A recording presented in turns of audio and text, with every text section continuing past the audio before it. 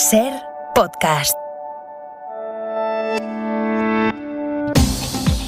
Por un lado está el ruido y por otro está la realidad, y la realidad a esta hora nos deja la imagen de Salvamento Marítimo saliendo a buscar el cayuco con 17 cadáveres a bordo que ayer ha visto un helicóptero. De momento los servicios de rescate han encontrado a 3 supervivientes. Se suma a esto que la Guardia Civil ha localizado a 41 personas, entre ellas 3 niños, en otra patera cuando iba de camino a auxiliar a la primera embarcación, la que vuelve a buscar ahora con las primeras luces del día. José Luis Astreola. Hola, buenos días. Vamos a empezar pues en las islas, pendientes de este rescate en una temporada en la que se ha incrementado lo que se llama la ruta canaria y se han incrementado también las muertes. Héctor Palmero, buenos días. ¿Qué tal, Ángeles? Buenos días. De hecho, la tragedia que ha supuesto este cayuco, 17 muertos, es la mayor de la que se tiene constancia en Canarias en los últimos 9 meses. La embarcación fue localizada a la deriva a 490 kilómetros al suroeste de la isla del Hierro. Solo 3 supervivientes que fueron trasladados a distintos centros sanitarios de Tenerife, uno de ellos en estado muy grave por deshidratación.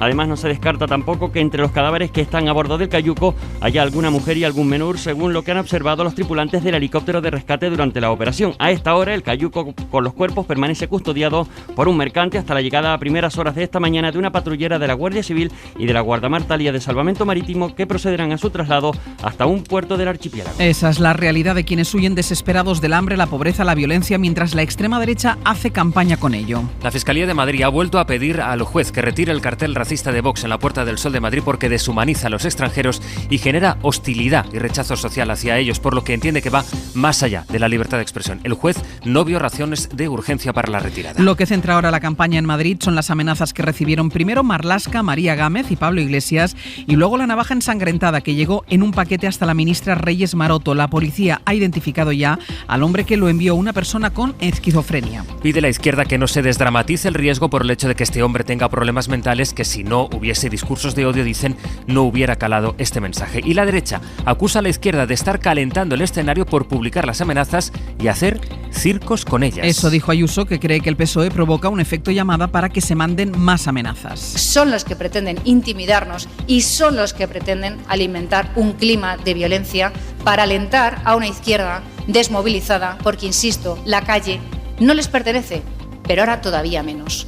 Y no sabéis cómo me alegro. Y así es como los discursos de campaña se han crispado todavía más. Laura Gutiérrez, buenos días. Buenos días. Y se crispa por días y por momentos esta campaña que está en su recta final. La ministra Reyes Maroto señala a Vox. El odio de esa ultraderecha y del fascismo llegan como un altavoz que resuena, pues acaba, en este caso, en una persona vulnerable, haciéndose eco y demandando una carta deseando mi muerte. Ha sido el PSOE quien ha propuesto un cordón sanitario de todos los partidos frente a la ultraderecha, al que se suma la izquierda, pero no el PP ni tampoco Ciudadanos. De momento, ni las amenazas ni los sobres con balas mejoran los resultados de la izquierda. Según la encuesta que hoy publica El País, Ayuso conseguiría la mayoría absoluta sumando a Vox. El PSOE bajaría 28 escaños, Ciudadanos desaparecería de la Asamblea. Pero hay vida política más allá de la campaña. El Consejo de Ministros aprueba hoy el plan de reconstrucción, el documento con las reformas comprometidas con Europa para recibir los 140.000 millones de Bruselas. Ahora preocupa que la resistencia a subir los impuestos de los países con menos presión fiscal, como Irlanda o Chipre, retrase la llegada del dinero. Italia ha presentado su propio documento y sabremos los detalles del plan que tiene Alemania. Y en Cataluña, el candidato de Esquerra, Pere Aragonés, va a ir hoy a la cárcel a verse con el líder de Junts, Jordi Sánchez, para intentar desencallar de una vez el acuerdo para formar gobierno. Es que los máximos de UCI se alcancen aproximadamente a mitad de la semana que viene, de nuevo con una importante variabilidad entre comunidades autónomas. Algunas están ya en su máximo de UCI, otras pueden alcanzarlo un poquito más tarde, pero la previsión es que a principios de la semana que viene mediados de la semana que viene, tengamos el máximo de UCI o de ocupación de UCI a nivel nacional. Ahora que se estabiliza la cuarta ola y que acelera la vacunación, lo más preocupante está en las UCI y en los hospitales, como describía Fernando Simón. Especialmente los del País Vasco, que han suspendido 2 semanas las intervenciones quirúrgicas que no sean urgentes. Como consecuencia de la pandemia, por cierto, se han suspendido en España 45.000 operaciones de traumatología. Los expertos avisan de los efectos de estos retrasos. Teresa Rubio. Se han dejado de realizar 35.000 intervenciones programadas de cadera y rodilla, 5.500 cirugías protésicas de hombro y 5.000 operaciones de columna. Son datos del Departamento de Traumatología de la patronal de las empresas de tecnología sanitaria. Agustín Canales es el presidente del sector. Con las consiguientes consecuencias para los pacientes. Mayor consumo de analgesia, agravamiento de la patología inicial, reducción de la movilidad, son solo algunos de los efectos que ya son evidentes. Piden que se reprograme la actividad quirúrgica no urgente a través de un plan específico de recuperación de listas de espera. Pero donde en este momento más se notan los efectos de la pandemia a nivel global sigue siendo en la India, Bayo. Que supera los 300.000 contagios por sexto día consecutivo y que hoy suma cerca de 3.000 fallecidos. Una situación desgarradora, ha dicho el director de la OMS. El ejército indio se va a desplegar en las próximas horas en los hospitales para reforzar a sus equipos, mientras Australia se plantea suspender los vuelos comerciales provenientes de ese país. Con su vacunación más avanzada, Estados Unidos promete enviar 60 millones de dosis de la vacuna de AstraZeneca a otros países. Brasil ha rechazado importar la vacuna rusa Sputnik por falta de datos. Y Portugal vivió ayer su primera jornada desde agosto sin fallecidos por COVID, mientras en Alemania e Italia registran más de 300 víctimas mortales en las últimas 24 horas. Es martes, es 27 de abril y el último Robinson Crusoe europeo anuncia que lo deja. Pablo Morán, buenos días. Muy buenos días, Ángeles. Tiene 80 años y se ha pasado algo más de 30 viviendo solo en Budeli. Es una pequeña isla al norte de Cerdeña. Se llama Mauro Morandi y acaba de anunciar que se muda. Budeli es mágica. Yo siento propio una fuerza que viene de Budeli. Dice que Budeli es mágica para él, que en 30 años allí ni siquiera ha tenido un dolor de espalda. Qué suerte. Ha vivido en una antigua estación de radio de la Segunda Guerra Mundial y ahora se va a ir a un piso en otra isla cercana y algo más habitada que la actual. Bueno, si deja la paz en la Plaza Libre, que hay unos cuantos candidatos para tomarle el relevo. Esta ha sido una noche de superluna, pero el día va a ser de más lluvia. Y de más tormentas. Dios, madre mía.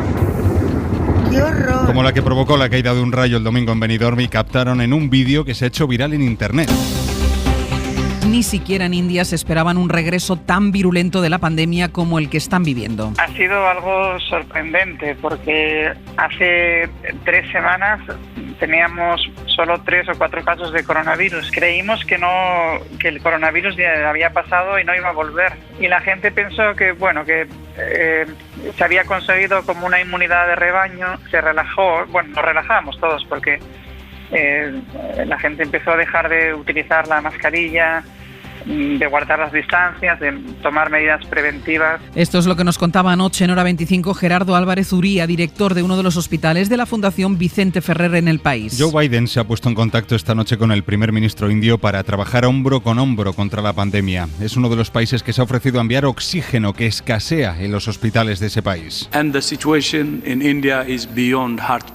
Una situación que la Organización Mundial de la Salud califica de desgarradora. Sanidad estudia la imposición de restricciones para los viajeros que hayan estado en India en los últimos 15 días, como ya han hecho al menos 7 países europeos. Mariola Lourido. España no ha tomado de momento ninguna medida de restricción con los viajeros que lleguen desde la India. No hay vuelos directos con este país, aunque se está valorando prohibir la entrada de personas que hayan estado en la India en los últimos 15 días, como ha decidido Italia. En todo caso, Fernando Simón minimiza el riesgo. Hasta ahora no es una variante de preocupación, es una variante de interés, porque es nueva, porque tiene algunas mutaciones que podrían significar algo y se está estudiando con mucho interés, por eso es una variante de interés, pero por ahora todavía no es una variante de preocupación porque la información no indica que tengamos que preocuparnos por ella. A día de hoy no se ha detectado ningún caso de la variante doble mutante de la India, de la que se estudia si es más contagiosa y resistente a las vacunas. La mejor noticia de la vacuna y la pandemia está en las cifras que detalló este lunes Fernando Simón sobre la marcha de la campaña en España. Tenemos ya al 100% de los mayores de 80 años vacunados con una dosis, al 64,5% de los mayores de entre 70 y 79 años vacunados con una dosis y ya por encima de un 45% a aquellos entre 60 y 69 años vacunados con una dosis. El movimiento para que se suspenda temporalmente las patentes de las vacunas contra la COVID se amplía. A los 170 premios Nobel que se habían sumado a la petición se unen ahora 388 europarlamentarios y diputados nacionales y 34 organizaciones internacionales. Reclaman que se deje de bloquear la iniciativa en la reunión de la Organización Mundial del Comercio del próximo viernes. Lo que ha hecho Europa es emprender ya la las anunciadas acciones legales contra AstraZeneca por sus incumplimientos con las entregas de la vacuna, que ha dejado a la Unión con 200 millones de dosis menos. Bruselas, Griselda Pastor. Buenos días. Entre 3 y 7 semanas espera la Comisión que tarden en pronunciarse los tribunales belgas, porque esta es una demanda que ha sido introducida por trámite de urgencia. Hemos cerrado un contrato con plazos para entregas en el que se prevé que un conjunto de fábricas produzcan la vacuna, un contrato en el que hemos invertido muchos millones para aumentar la capacidad de producción de la empresa, o sea que pensamos que en base a todo esto debe estar capacitada para entregar las dosis prometidas, ha dicho a la cadena SER Stefan de Kersmaker. Él es el portavoz europeo en temas sanitarios de una comisión satisfecha porque a la demanda finalmente se han sumado los 27 gobiernos europeos. El alcalde de Madrid y portavoz nacional del PP, José Luis Martínez Almeida, asegura no entender el debate sobre el cordón sanitario a la ultraderecha que ya se aplica en otros países europeos. A mí que me digan desde luego por qué no puedo pactar con Vox, pero sí se puede pactar con Bildu. Y no estoy comparando a Vox con Bildu porque Vox me parece, por supuesto, muchísimo mejor que Bildu. Esta era su opinión en un debate que trasciende de la campaña electoral a solo una semana de la cita con las urnas en Madrid. Hasta los aparentemente más moderados en el PP se pliegan a pactar con la ultraderecha. Ha vuelto a ocurrir en Andalucía. Allí Vox ha anunciado un acuerdo fiscal con PP y Ciudadanos que hoy mismo van a registrar juntos en el Parlamento Autonómico. Sevilla, Elena Carazo, buenos días. Buenos días. Sí, una bajada de impuestos que afectará a cosas como la renta, el impuesto de sucesiones, transmisiones patrimoniales, actos jurídicos documentados y tributos al juego, aunque de momento no se ha concretado ni cifras ni plazos. El anuncio lo hacía público ayer Vox, estaba incluido por los tres partidos en el pacto de investidura hace casi 3 años y no ha sentado bien a populares y ciudadanos que, según fuentes consultadas por la SER, querían presentar conjuntamente una vez pasadas las elecciones madrileñas, con lo que enmarcan este paso de Vox en la estrategia de lanzar el mensaje a los madrileños y al resto de España que con ellos, PP y Ciudadanos, no solo pueden llegar a acuerdos, sino que han cerrado una bajada de impuestos que garantiza el apoyo de Vox al presidente Juan Manuel Moreno para agotar la legislatura. Y en Cataluña, se lo avanzábamos en titulares, las negociaciones para el futuro gobierno de la Generalitat se trasladan hoy a la cárcel de Lledoners. Hasta allí se desplaza hoy el candidato de Esquerra, Pere Aragonès, para avanzar en la negociación con Jordi Sánchez. Barcelona, Sergi López, buen día. Hola, buen día. Pere Aragonès quiere abordar cara a cara con Jordi Sánchez el reparto del próximo gobierno y poder ir a una investidura los próximos días, como decía el portavoz de los republicanos, Sergi Cebrián. Es imprescindible abrir la carpeta de la estructura del gobierno porque aún no se ha hecho nunca, dice Cebrián, y si queremos la investidura hay que ponerse manos a la obra. Pero Elsa Artadi, de Junts, advierte: Esta es una reunión en la que ha querido estar presente Pere Aragonès, pero es una reunión más, decía Artadi. Junts dice que aún no ve cerca el acuerdo y lamenta que Esquerra le haya dado un ultimátum. Joe Biden amplía la investigación que abrió su gobierno sobre las prácticas policiales en Estados Unidos. Fue su respuesta al veredicto contra el policía que asfixió a George Floyd en Minneapolis. Ahora va a investigar también a los agentes de Louisville por la muerte de la joven negra Breonna Taylor, a la que unos agentes dispararon por error. Corresponsal Marta Delvado. El Departamento de Justicia investigará a la policía de Louisville, en Kentucky, para ver si existe un patrón de discriminación o de uso excesivo de la fuerza dentro de sus filas, similar a la investigación que anunció el fiscal general la semana pasada en Minneapolis. Merrick Garland quiere saber si la Policía Metropolitana de esta ciudad realiza detenciones, registros en viviendas particulares e incautaciones ilegales. El caso que desata esta nueva investigación federal es la muerte de Breonna Taylor, una chica afroamericana de 26 años, estudiante de enfermería, que murió por disparos de la policía el año pasado, cuando 3 agentes entraron en su casa en una redada de narcóticos erróneamente, sin orden judicial, y la dispararon hasta matarla mientras ella dormía en su habitación. De los 3 agentes que participaron en esta redada, solo uno ha sido acusado de poner en peligro a las personas que vivían en la casa adyacente. No hay, por tanto, ningún acusado por la muerte de Breonna Taylor. Y Biden ha recibido desde Turquía la respuesta a su reconocimiento del genocidio armenio. Este es un tema muy sensible en territorio turco. De ahí la respuesta de su presidente Erdogan, aunque sin fuerza suficiente como para imponer otro tipo de sanciones a su socio norteamericano. Informa desde Oriente Medio Luis Miquel Hurtado. La relocalización de armenios fue dentro de la frontera del Imperio Otomano. No fue una deportación a otro país. Se dio una semana para prepararse y aquellos con una excusa quedaron exentos de relocalizarse. Se justificó el líder turco en una versión que no comparte la mayoría de historiadores, quienes destacan las matanzas de mujeres y niños, en muchos casos en marchas forzadas por el desierto hasta la extenuación. Erdogan culpó a Joe Biden de actuar por oportunismo político y bajo el influjo de la diáspora armenia, numerosa en Estados Unidos. Acusó a Biden de dañar con sus palabras las relaciones bilaterales que pasan por uno de sus puntos más bajos. Sin embargo, creen la mayoría de expertos que Turquía no goza de la estabilidad financiera necesaria para responder con medidas que socaven sus lazos con el exterior y solivianten más a los mercados. ¿Y qué más hay, Pablo? Las palabras de Ursula von der Leyen sobre el Sofagate, el desplante que sufrió por parte de Erdogan y el presidente del Consejo, Charles Michel, en una audiencia oficial hace semanas en Ankara. I felt hurt and I felt alone as a woman. Ha dicho que se sintió herida, que se sintió sola como mujer y como europea, y se pregunta si hubiera ocurrido lo mismo de haber llevado traje y corbata. Ahora que se estabiliza esta cuarta ola de contagios y que avanza a buen ritmo la vacunación, vamos buscando señales que nos permitan pensar en la vuelta a una mínima normalidad, aunque sea distinta, Y el fútbol contribuye a esa sensación de normalidad porque forma parte del paisaje de este país. Ya nos pasó en el primer confinamiento, cuando después de meses sin partidos se retomaron las competiciones a pesar de que fuera sin público. Y ahí está la novedad que adelantaba anoche Manu Carreño aquí en la SER, en el Larguero. El gobierno quiere abrir los estadios al público para los últimos 4 partidos de la Liga. Te has puesto hasta nervioso, Sastre. Hasta nervioso ya de imaginarlo. Justo en el momento en el que más se aprieta la competición. Jesús Gallego, buenos días. Buenos días. Se trata de que la gente pueda volver al final de la Liga de Fútbol y también de baloncesto. Sí, es una propuesta del Consejo Superior de Deportes a la que tiene que dar todavía el visto bueno el Ministerio de Sanidad. La fecha sería el 8 de mayo, en principio, para las 4 últimas jornadas de fútbol en Primera División, aunque como último recurso, y esto ya sería casi seguro, la fecha sería para las 2 últimas jornadas, con lo cual se aplazaría al 15 de mayo. Los estadios podrían acoger un 25% del aforo y la medida, como tú dices, afecta al fútbol de primera, al fútbol de segunda y también al baloncesto ACB. Ahora daremos más detalles con Gallego de este plan que la ministra de Sanidad tiene sobre la mesa. Los que fueron ayer al fútbol son Santiago Abascal y Rocío Monasterio, que acudieron a Vallecas a ver el partido entre el Rayo y el Albacete. Era la vuelta a Vallecas de Román Zozulia, el jugador que posó con símbolos ultras y al que gritaron puto nazi en ese mismo campo, y entonces sí, el año pasado se suspendió el partido. Bueno, Abascal agradeció que le invitaran al partido de ayer. La candidata de Más Madrid, Mónica García, en cambio tuiteó: confirmo que el presidente del Rayo no me ha invitado. Tampoco habría ido, porque si los aficionados no pueden ir, no sé por qué debería poder ir un cargo político. Es martes, es 27 de abril. Y estos son los titulares hasta ahora.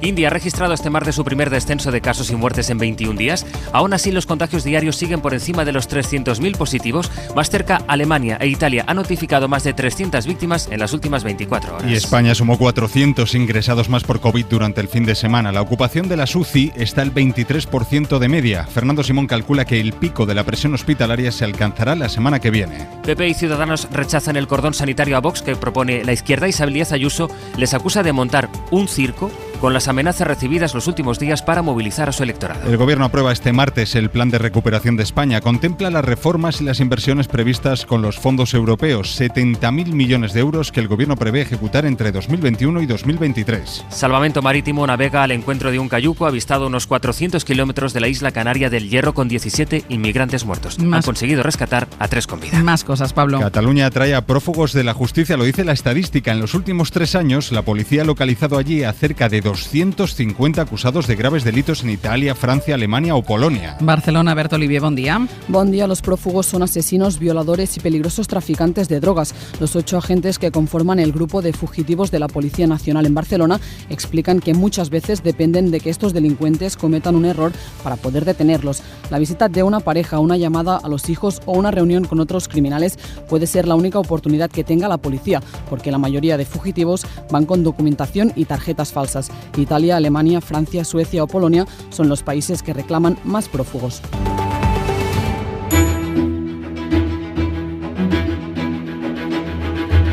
vamos a repasar cómo lo cuenta la prensa con Pedro, con Bayo, con Sastre.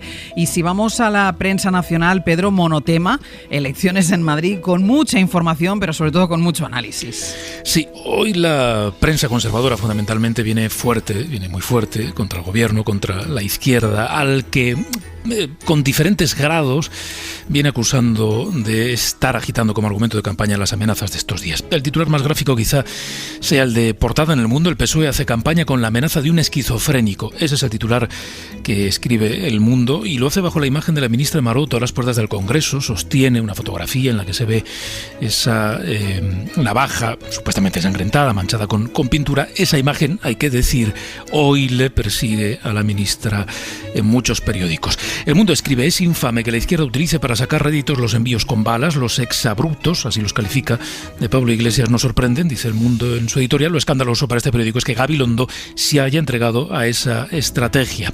El Mundo dice que el 4M no se elige entre democracia o fascismo, como torticeramente dice la izquierda. Yo no recuerdo que El Mundo también considerara torticero plantear el 4 de mayo como una elección entre libertad o comunismo. Eso no lo recuerdo, pero sí le parece torticero lo de la democracia y el fascismo. Dice ABC que esta estrategia es ya vieja, que viene del 2004, que cuando las cosas no le van bien a la izquierda emprende una campaña de deslegitimación de la democracia, de crispación extrema, de victimismo. En España, dice ABC, no existe el fascismo. Y lo saben, pero lo agitan, asegura este periódico, para alterar la convivencia. Y en La Razón cuestiona la estrategia de Moncloa de difundir ayer ese sobre que recibió la ministra. Cree este periódico que, aunque se haya confirmado que el autor es una persona con problemas mentales, nadie va a pedir perdón.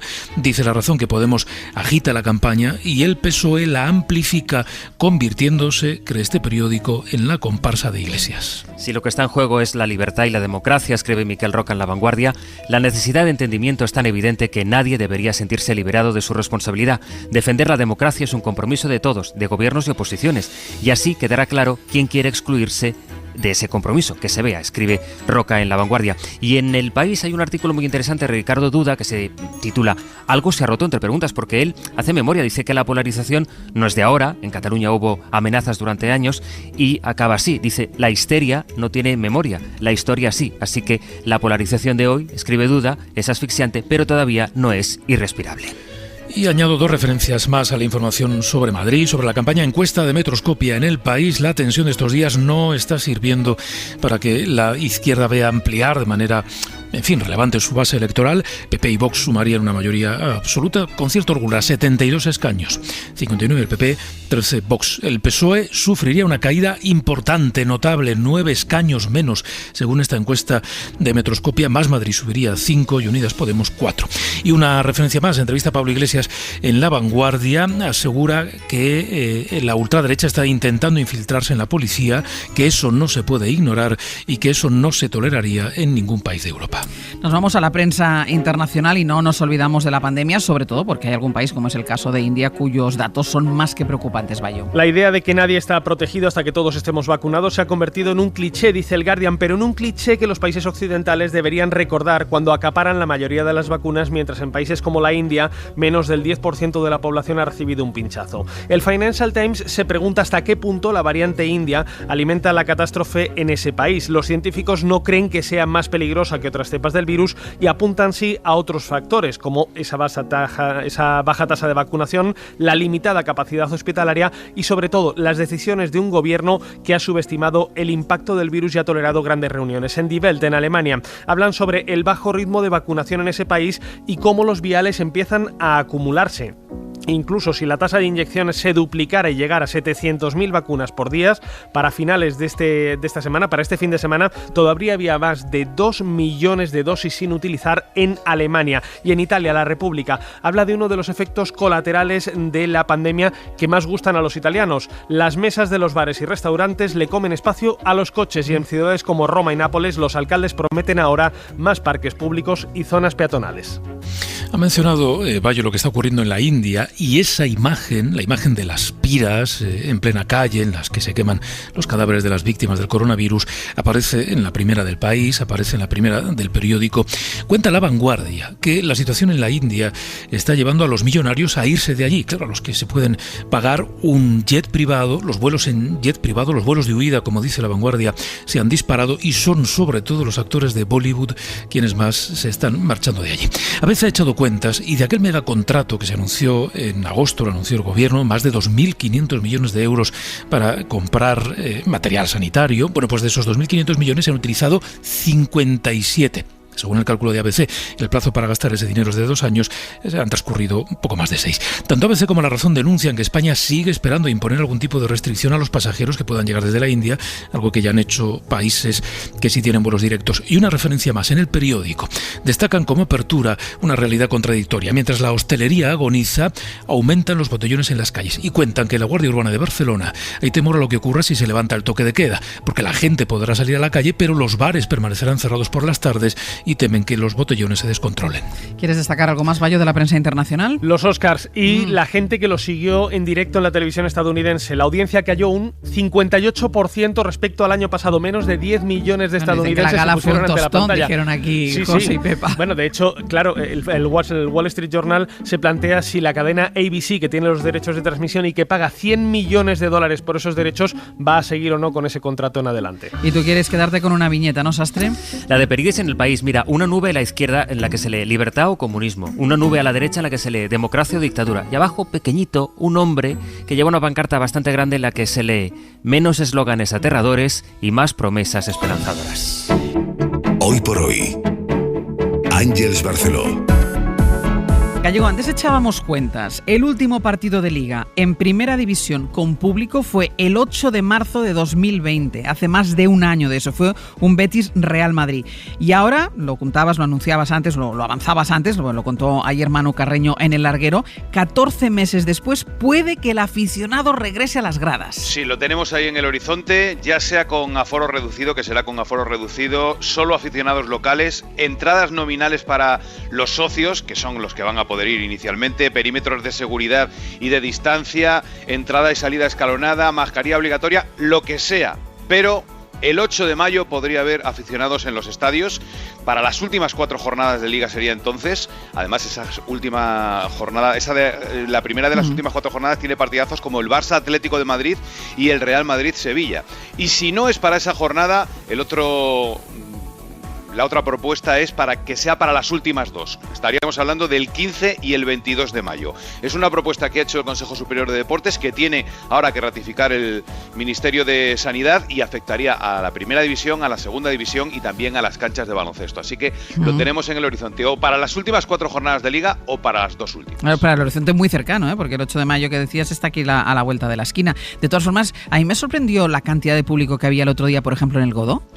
Sí, bueno, es que ha habido cosas que eran increíbles los últimos meses, porque en el Godó, en la Copa del Rey de Fútbol Sala, en un recinto cerrado como el Wizzing Center en Madrid, sí, había 2.000 personas cada partido, y sin mascarilla y sin control. Hay un montón de competiciones deportivas que tenían público y ya era necesario que el fútbol diera ese paso, aunque sea con todos los condicionantes que hemos dicho antes, el aforo y demás, pero el fútbol necesita del público y este es un primer paso de esperanza. Esa es la propuesta que tiene, decíamos, la ministra de Sanidad sobre la mesa, donde no va a haber público, seguro, aunque es un partidazo, es esta noche en el Alfredo Di Stéfano, Real Madrid-Chelsea, ida de semifinales de la Champions, Gallego. Sí, el Madrid tiene una buena noticia y es que vuelve a la convocatoria Toni Kroos, va a jugar con su centro del campo mítico, Kroos, Modric y Casemiro, está en la convocatoria Hazard, aunque va a ser suplente, y también hay un gran protagonista al que se mira, porque hay cierto victimismo en el Madrid señalando que el árbitro puede perjudicar voluntariamente al equipo blanco por la guerra de la UEFA con la Superliga, siguiendo instrucciones del malvado Ceferín. Así que hay que mirar muy bien a Dani Makili, holandés de 38 años, que es el árbitro del partido y que, por cierto, fuera del fútbol es policía, así que vamos a confiar en su honradez. Qué presión. Y lo último, el Real Madrid, pero esta vez de baloncesto, se la juega en la Euroliga. Sí, Real Madrid-Efes es el tercer partido del playoff de cuartos de final de la Euroliga. Los de Pablo Lasso ya pierden 2-0, así que hoy, si no ganan, quedarán eliminados. Es una final para el equipo blanco de baloncesto. Pues partidazo en el fútbol y en el baloncesto, Gallego, gracias. Un beso. En la cadena SER, Hoy por Hoy, con Ángeles Barceló. Marco Antonio Aguirre, buenos días. Buenos días, Ángeles, y buenos días a todos. A pesar del mal clima que hay en la política, estoy contento por una cosa. Puede parecer algo pequeño, pero en realidad no lo es. Creo que es algo grande. Como única cosa positiva de todo lo que está ocurriendo, me quedo con lo siguiente. Ya todos hemos aprendido por fin que la frase «condeno todas las violencias», pero sin especificar aquella por la que te están preguntando concretamente, pues eso es algo que no está bien. De lo que ha ocurrido, aprendamos eso. Repitamos, la frase «condeno todas las violencias», pero sin especificar aquella por la que te están preguntando, haciéndote el despistado, eso no está bien. ¿Estaremos de acuerdo ya todos a partir de ahora? Y cuando digo todos, me refiero a todos, pero todos, ¿eh? Estoy seguro de que sí, hombre. Venga, que hemos aprendido al menos esto, hombre. Marco Antonio Aguirre. Todos, ¿eh? Cadena SER. A la sombra del calor de la batalla electoral pasa la vida, mientras los debates electorales nos plantean disyuntivas en forma de eslogan: comunismo, libertad, fascismo, democracia. La vida de la gente se mueve entre otros paradigmas. Los grandes debates son importantes, claro, y además no deberían ceñirse solo al periodo electoral, que todo lo contamina, pero hay otros debates que deben abordarse con urgencia. El día de hoy nos deja dos claros ejemplos. La muerte otra vez de inmigrantes en un naufragio de un cayuco, no hay imágenes, entonces no existe. O la advertencia de ayer del Banco de España sobre el legado económico que vamos a dejar a las nuevas generaciones. Si nos detenemos un instante en esta advertencia, que por cierto es ya una realidad para la gran mayoría de los jóvenes españoles, lo primero es que el problema supone un enorme obstáculo para el normal funcionamiento del país. Las generaciones, que son el futuro en todos los ámbitos y en todas las materias, están viviendo ya un presente lastrado por las sucesivas crisis económicas. Los que están en edad laboral bien lo saben, muchos de ellos son víctimas de dos crisis consecutivas que se traducen la mayoría de las veces en contratos precarios, sueldos precarios, dificultades para emanciparse y en consecuencia en la imposibilidad de tener un proyecto de vida. Pero todos los que todavía no están en el mercado laboral, bueno, ellos sufren las consecuencias de la escasa inversión en educación e incluso de la inexistencia de un plan de educación que haya sido diseñado por todas las fuerzas políticas pensando precisamente en el futuro. Es cuestión de dinero, pero también es cuestión de proyecto. Y ya no hablemos de las pensiones, cuando sean ellos los que tengan que cobrarlas. Es un panorama preocupante para ellos en primera persona, pero para todos como país, porque ellos son el futuro. Por eso habría que aterrizar el intensísimo debate de estos días en plena campaña electoral, dejar de apelar a las emociones y empezar a abordar lo terrenal, porque la alerta del Banco de España sobre lo que les espera a las nuevas generaciones en el futuro necesita una solución en el presente. Ángeles Barceló. Hoy las lluvias van a ir ganando terreno a lo largo del día, Jordi. Durante la mañana lloverá en Cantabria, el País Vasco, al norte de La Rioja, también en Navarra. También se están formando nubes con chubascos y tormentas en Andalucía. Durante la mañana afectarán toda la comunidad y en el resto de la península, de manera más aislada en los archipiélagos, entre esta tarde y la próxima noche, chubascos y tormentas. Elecciones autonómicas en Madrid. Cadena SER. Que a mí me llegan a mandar a mi despacho directamente un abrelatas, pero de una lata de mejillones, y el responsable de seguridad de la Puerta del Sol no vuelve a su puesto de trabajo.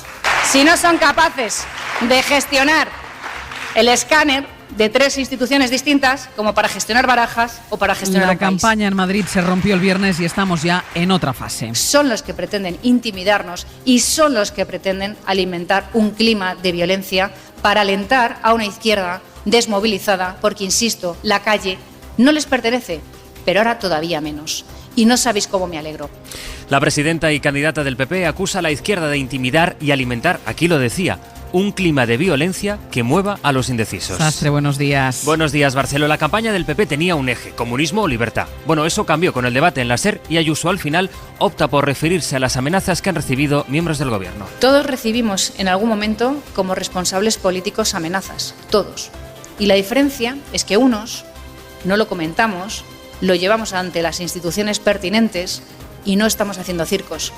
Porque todos llevamos escolta, todos hemos sido amenazados en algún momento Yo también he estado en una lista yihadista. La Policía Nacional ha localizado e identificado al hombre que padece esquizofrenia y que le envió el sobre con una navaja ensangrentada a la ministra Reyes Maroto. Que las palabras, que el odio de esa ultraderecha y del fascismo todos los días llegan como un altavoz que resuena, pues acaba, en este caso, en una persona vulnerable. Al hecho de que la persona que envió esa carta a la ministra tuviera problemas mentales, también se refería en ese mitin Ángel Gabilondo. ¿Y qué pasa si esa persona es así? ¿Que se puede amenazar si uno no se encuentra bien? ¿O no sabemos que los acontecimientos que han pasado en la historia de la humanidad con consecuencias trágicas son a veces hechas por estas personas que aisladas viven su vida y se dejan llevar por discursos que se plantan como semilla? Gabilondo, que propuso ayer la idea del cordón sanitario en torno a Vox. Ciudadanos le dijo que no, aquí en la SER. Tampoco comparte la idea el PP. A mí que me digan desde luego por qué no puedo pactar con Vox, pero sí se puede pactar con Bildu. Y no estoy comparando a Vox con Bildu porque Vox me parece, por supuesto, muchísimo mejor que Bildu. Con Vox, por cierto, han llegado a un acuerdo PP y Ciudadanos en Andalucía, acuerdo para bajar los impuestos. Es un anuncio que ha hecho Vox, y lo ha hecho Vox porque los otros dos partidos preferían que se conociera después de las elecciones de Madrid. Santiago Abascal y Rocío Monasterio fueron ayer al fútbol, a Vallecas, al palco del estadio a ver el Rayo Albacete, donde juega Zuzulya, al que la afición gritó puto nazi el año pasado y entonces sí, se suspendió el partido. Vox ha evitado condenar las últimas amenazas de manera concreta. En su mitin de anoche, Pablo Iglesias recitaba este famoso poema. Cuando los nazis vinieron a llevarse a los comunistas, guardé silencio, ya que no era comunista. Cuando encarcelaron a los socialdemócratas... Todo esto, la Fiscalía de Madrid ha recurrido a la decisión del juez de dejar que siga a la vista el cartel racista que difunde mentiras sobre los menores inmigrantes, el cartel de Vox. Advierte el fiscal de que el anuncio genera hostilidad hacia ellos y les deshumaniza.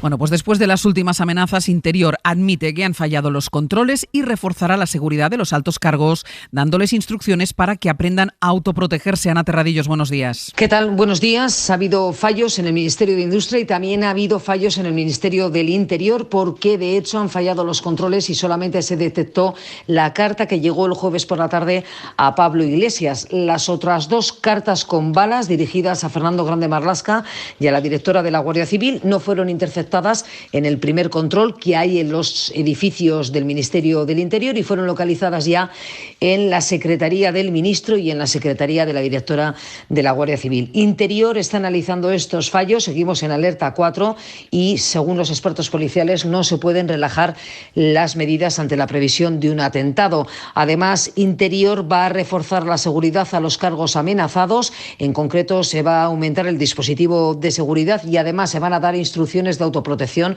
para estos cargos. En cuanto a lo que es campaña puramente, lo que todos los partidos miran son las encuestas y hoy publica una El País. Según este sondeo de Metroscopia, Ayuso necesitaría a Vox para conseguir la mayoría absoluta. El Partido Popular sube 29 escaños respecto a 2019, a las últimas elecciones, y llegaría a los 59. El PSOE retrocede a 28 asientos, muy cerca se le queda Más Madrid, tendría 25 y Podemos obtendría 11. En un momento vamos con la política que no es campaña, la que tiene la urgencia de conseguir que llegue el dinero de Europa para permitir la recuperación.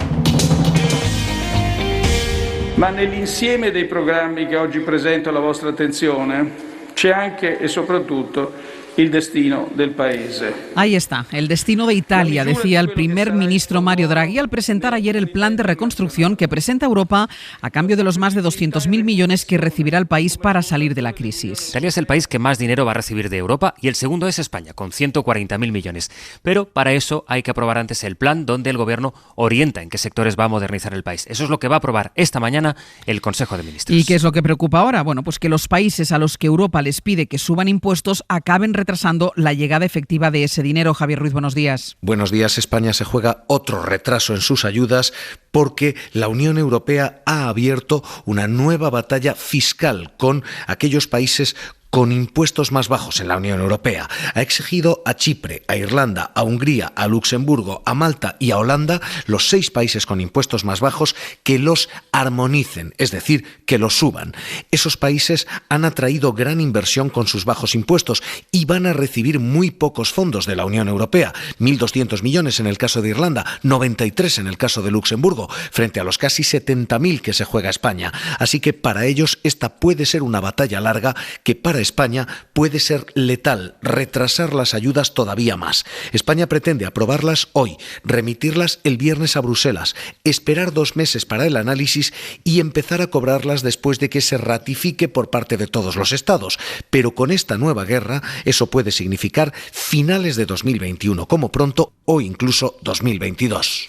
Alemania también presenta hoy el plan antes de enviarlo a Europa, lo dará a conocer el ministro de Economía a su gobierno. Y en lo económico todavía lo señalábamos en la portada, las conclusiones del Banco de España sobre cómo va a afectar a la crisis a los jóvenes. Óscar Arce es el director de Economía del regulador. Los jóvenes se pudieron acoger en menor medida, seguramente por su menor antigüedad y su mayor temporalidad, a ese programa de protección del empleo, los ERTEs, que en términos agregados ha sido tremendamente efectivo y muy útil para sostener las rentas de los hogares y mantener esas vinculaciones laborales entre empresa y trabajador, ¿no? Bueno, pues esta herramienta muy útil a nivel agregado se ha podido utilizar en menor medida en el caso de los jóvenes, ¿no? La pandemia se estabiliza en España, la incidencia se mantiene en 235 casos por cada 100.000 habitantes, pero lo más preocupante se va a dar en la UCI. Sí, eso va a ser la semana que viene. Será también desigual según qué territorios, porque habrá más saturación en unas comunidades que en otras, por lo que decía ayer Fernando Simón. Tenemos ya al 100% de los mayores de 80 años vacunados con una dosis. Explicaba también Simón cómo va la vacunación. Hoy, por cierto, se cumplen 4 meses desde que se puso aquí en España la primera vacuna. Bueno, la vacunación ha hecho que baje la edad promedio de quienes fallecen por el virus, de quienes también están en el hospital. La situación más complicada se da, en todo caso, en Euskadi, cuya sanidad ha paralizado durante 2 semanas todas las cirugías ordinarias. Mariola Laurido, buenos días. Buenos días. A nivel global, luego lo detallaremos, el problema sigue estando en la India, aunque Sanidad de momento es cautelosa con lo que puedan llegar aquí los efectos o la variante de esa ola. Sí, cree que la amenaza de la variante doble mutante de la India no es ahora mismo motivo de preocupación o de alarma. De momento España no ha tomado ninguna restricción con los viajes a la India, como sí han hecho ya otros países europeos. No tenemos vuelos directos y dice Simón que se está valorando decidir otras medidas de control para los viajeros que lleguen desde la India, como exigir PCR o cuarentena. Sanidad señala que a día de hoy en España no se ha detectado ningún caso, evidentemente no lo descarta, aunque cree que la probabilidad es pequeña. Los expertos estudian si la variante es como parece más contagiosa y resistente a las vacunas, pero consideran más inquietante la situación absolutamente descontrolada de la pandemia y de colapso asistencial en la India. Hasta luego, Mariola. Hasta ahora. En un momento le ponemos perspectiva a nuestra situación y comprobamos cómo está en otros países. Lo decíamos hace unos minutos, desde hace días lo más preocupante de la situación global por el coronavirus es la India. Fernando Simón ayer le puso este contexto. 300.000 casos diarios en la India es, por ejemplo, proporcionalmente menos que los 30.000 casos que está notificando, se me ocurre ahora mismo, Argentina, por ejemplo. Es decir, son muchos casos y en volumen bruto hay que tener mucho cuidado. Es muchísima gente que puede salir de la India o infectar tanto en su país como en otros países, pero lo cierto es que proporcionalmente hay que ponerlo en su contexto. El caso es, Bayo, que el país está notificando más de 300.000 contagios al día. Y cerca de 3.000 víctimas mortales diarias, con lo que la India superará esta semana los 200.000 fallecidos oficiales. La situación es especialmente complicada en la capital, en Delhi, a donde siguen llegando trenes cargados con camiones cisterna que portan toneladas de oxígeno médico. En las últimas horas, la portavoz de la Casa Blanca confirmaba la llamada telefónica de Biden al primer ministro indio, al que ha prometido cargas de oxígeno y materiales para producir vacunas. Ayuda que también llegará desde la Unión Europea y desde el Reino Unido, que ya ha enviado un cargamento con suministros médicos que incluye 100 ventiladores y 95 concentradores de oxígeno. Y de última hora, Australia acaba de anunciar la suspensión temporal de los vuelos comerciales desde la India hasta el 15 de mayo. Y Estados Unidos ha anunciado que enviará a otros países 60 millones de vacunas. 60 millones de dosis de AstraZeneca, cuyo uso no ha sido autorizado todavía por las autoridades sanitarias de ese país, que van a servir también, ahora lo decía Bayo, para paliar la situación en la India. Corresponsal Marta del Vado. Estados Unidos tiene cada vez más presión para ayudar a los países más necesitados a contener la pandemia, sobre todo con la distribución de vacunas, como han hecho China y Rusia. La Casa Blanca ha anunciado, lo ha hecho su portavoz, que compartirá hasta 60 millones de dosis de la vacuna de AstraZeneca fabricada en este país, una vez que la Agencia Federal para el Medicamento autorice su uso de emergencia, que espera hacerlo entre mayo y junio.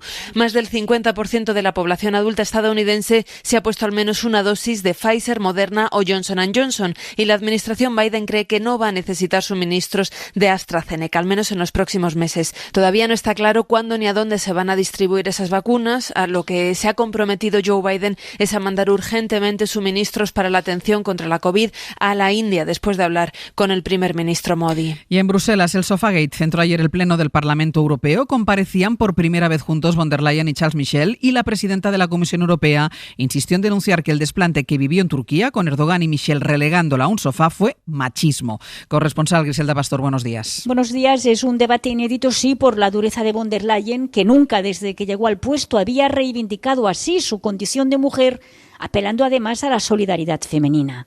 I'm sure you know exactly how I felt. I felt hurt and I felt alone. Estoy segura que entienden perfectamente bien cómo me sentí, dolida y sola, dice, tras afirmar que como el protocolo no justifica el trato recibido, lo único que puede concluir es que la dejaron sin silla por ser mujer.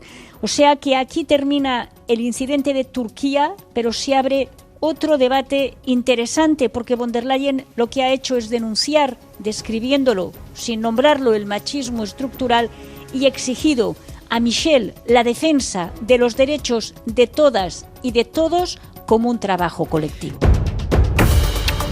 Cuenta hoy en El País el director general de Metroscopia que en las elecciones madrileñas de 1991 la UCD desapareció y con ella el espacio de centro que representaba. El PP aquel año subió 11 puntos, el PSOE perdió votos y el bloque de la izquierda, a la izquierda del PSOE, se reforzó. Bueno, pues 30 años después, Pedro, parece que puede repetirse la historia.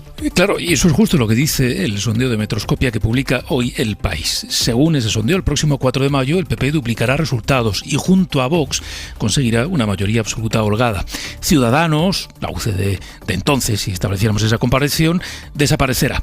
El Partido Socialista sufrirá un castigo contundente. Según este sondeo puede perder hasta 9 diputados. Y Más Madrid y Podemos van a mejorar sus resultados hasta el punto de que la candidatura de Mónica García se acerca mucho a la candidatura de Gabilondo. De este sondeo vamos a hablar a partir de las 9 de la mañana con la gente de Metroscopia, también del poco impacto que está teniendo aparentemente en las encuestas el último giro de campaña, del que también hablaremos con Javier Casal dentro de unos minutos. Mariola Lourido nos va a traer las novedades sobre la evolución de la pandemia, y con los compañeros de Canarias vamos a buscar la última hora de la operación de rescate de los 17 cadáveres avistados ayer en un cayuco. Y todo con el análisis esta mañana de martes de Cristina de la Hoz, de Eduardo Madina y de José Luis Ayllón. Pues antes que nada saludarles a ellos, que llevan dando vueltas a esas cosas de comunismo, libertad, fascismo, democracia, están ahí todo el rato dándole vueltas a ello. Ayllón, ¿qué tal? Muy buenos días. Muy buenos días. Después iremos a los eslóganes y a la realidad de la gente.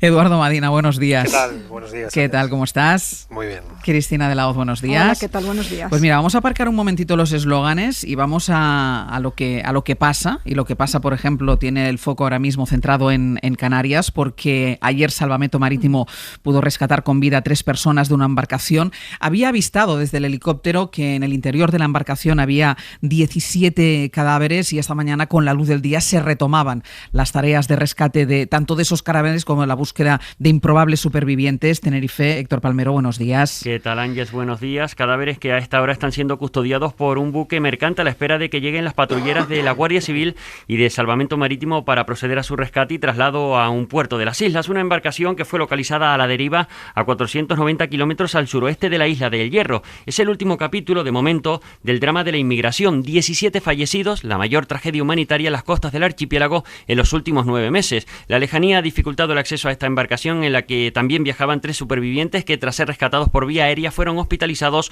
uno de ellos en estado grave por deshidratación. En estos momentos, Salvamento y la Guardia Civil se dirigen hacia la zona para trasladar a la tierra los cuerpos de las personas fallecidas, como decimos. Pero esta noche, además, en medio de las labores de rescate, una de esas patrulleras localizó a otros 41 migrantes que viajaban, en este caso en una patera. De ellos, al menos 3 son niños. ¿Y estos han podido ser rescatados, Héctor?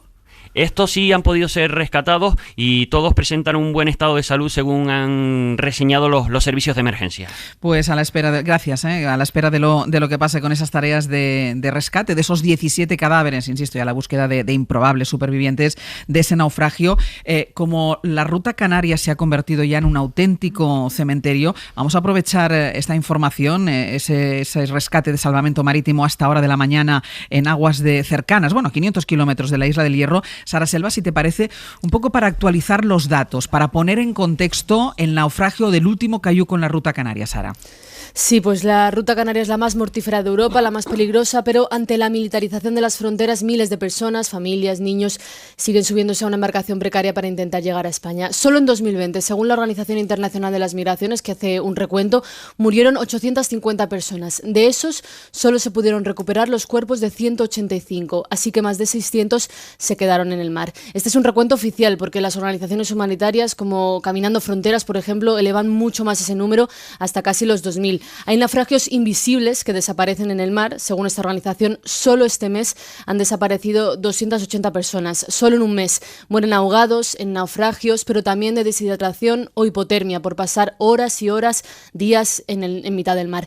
El 2020 fue el año más mortal y en el que más llegadas se registraron desde la crisis de los cayucos. En 2006 fueron más de 20.000, aunque en total en Europa las llegadas se han reducido. El problema es que cuando se cierran otras vías, esta, que es más peligrosa, se vuelve a activar. En este año, en 2021, el ritmo de llegada sigue siendo muy alto. Hasta el 15 de abril y según el Ministerio de Interior han llegado a las islas casi 4.000 personas. Son 2.200 más que en el mismo periodo de 2020. Desde el primer naufragio en 1999, el primer naufragio que se conoce, hay más de 3.000 muertes documentadas en la ruta canaria, pero todas las organizaciones saben que en realidad son muchas más. Según la Organización Internacional de las Migraciones, en lo que llevamos de 2021 han muerto 70. Gracias, Sara.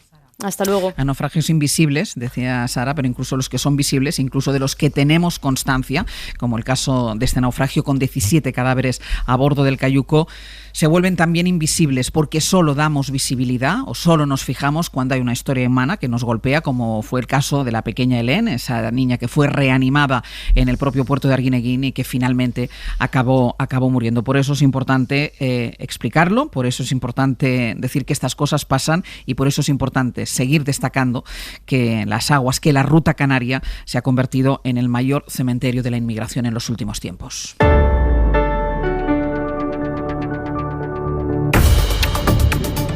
Siguiendo con lo terrenal, hablábamos antes del drama de la inmigración, otro drama, el de la violencia machista. Nos vamos a Barcelona. Sergi López, buen día. Hola, buen día. Porque hay un caso de violencia machista en la Bisbal del Penedès, en Tarragona. Pues sí, hay un caso, tenemos pocos datos de momento. Los Mossos han detenido a un hombre de 37 años en la Bisbal del Penedès por la muerte de su pareja. Fue ayer por la tarde.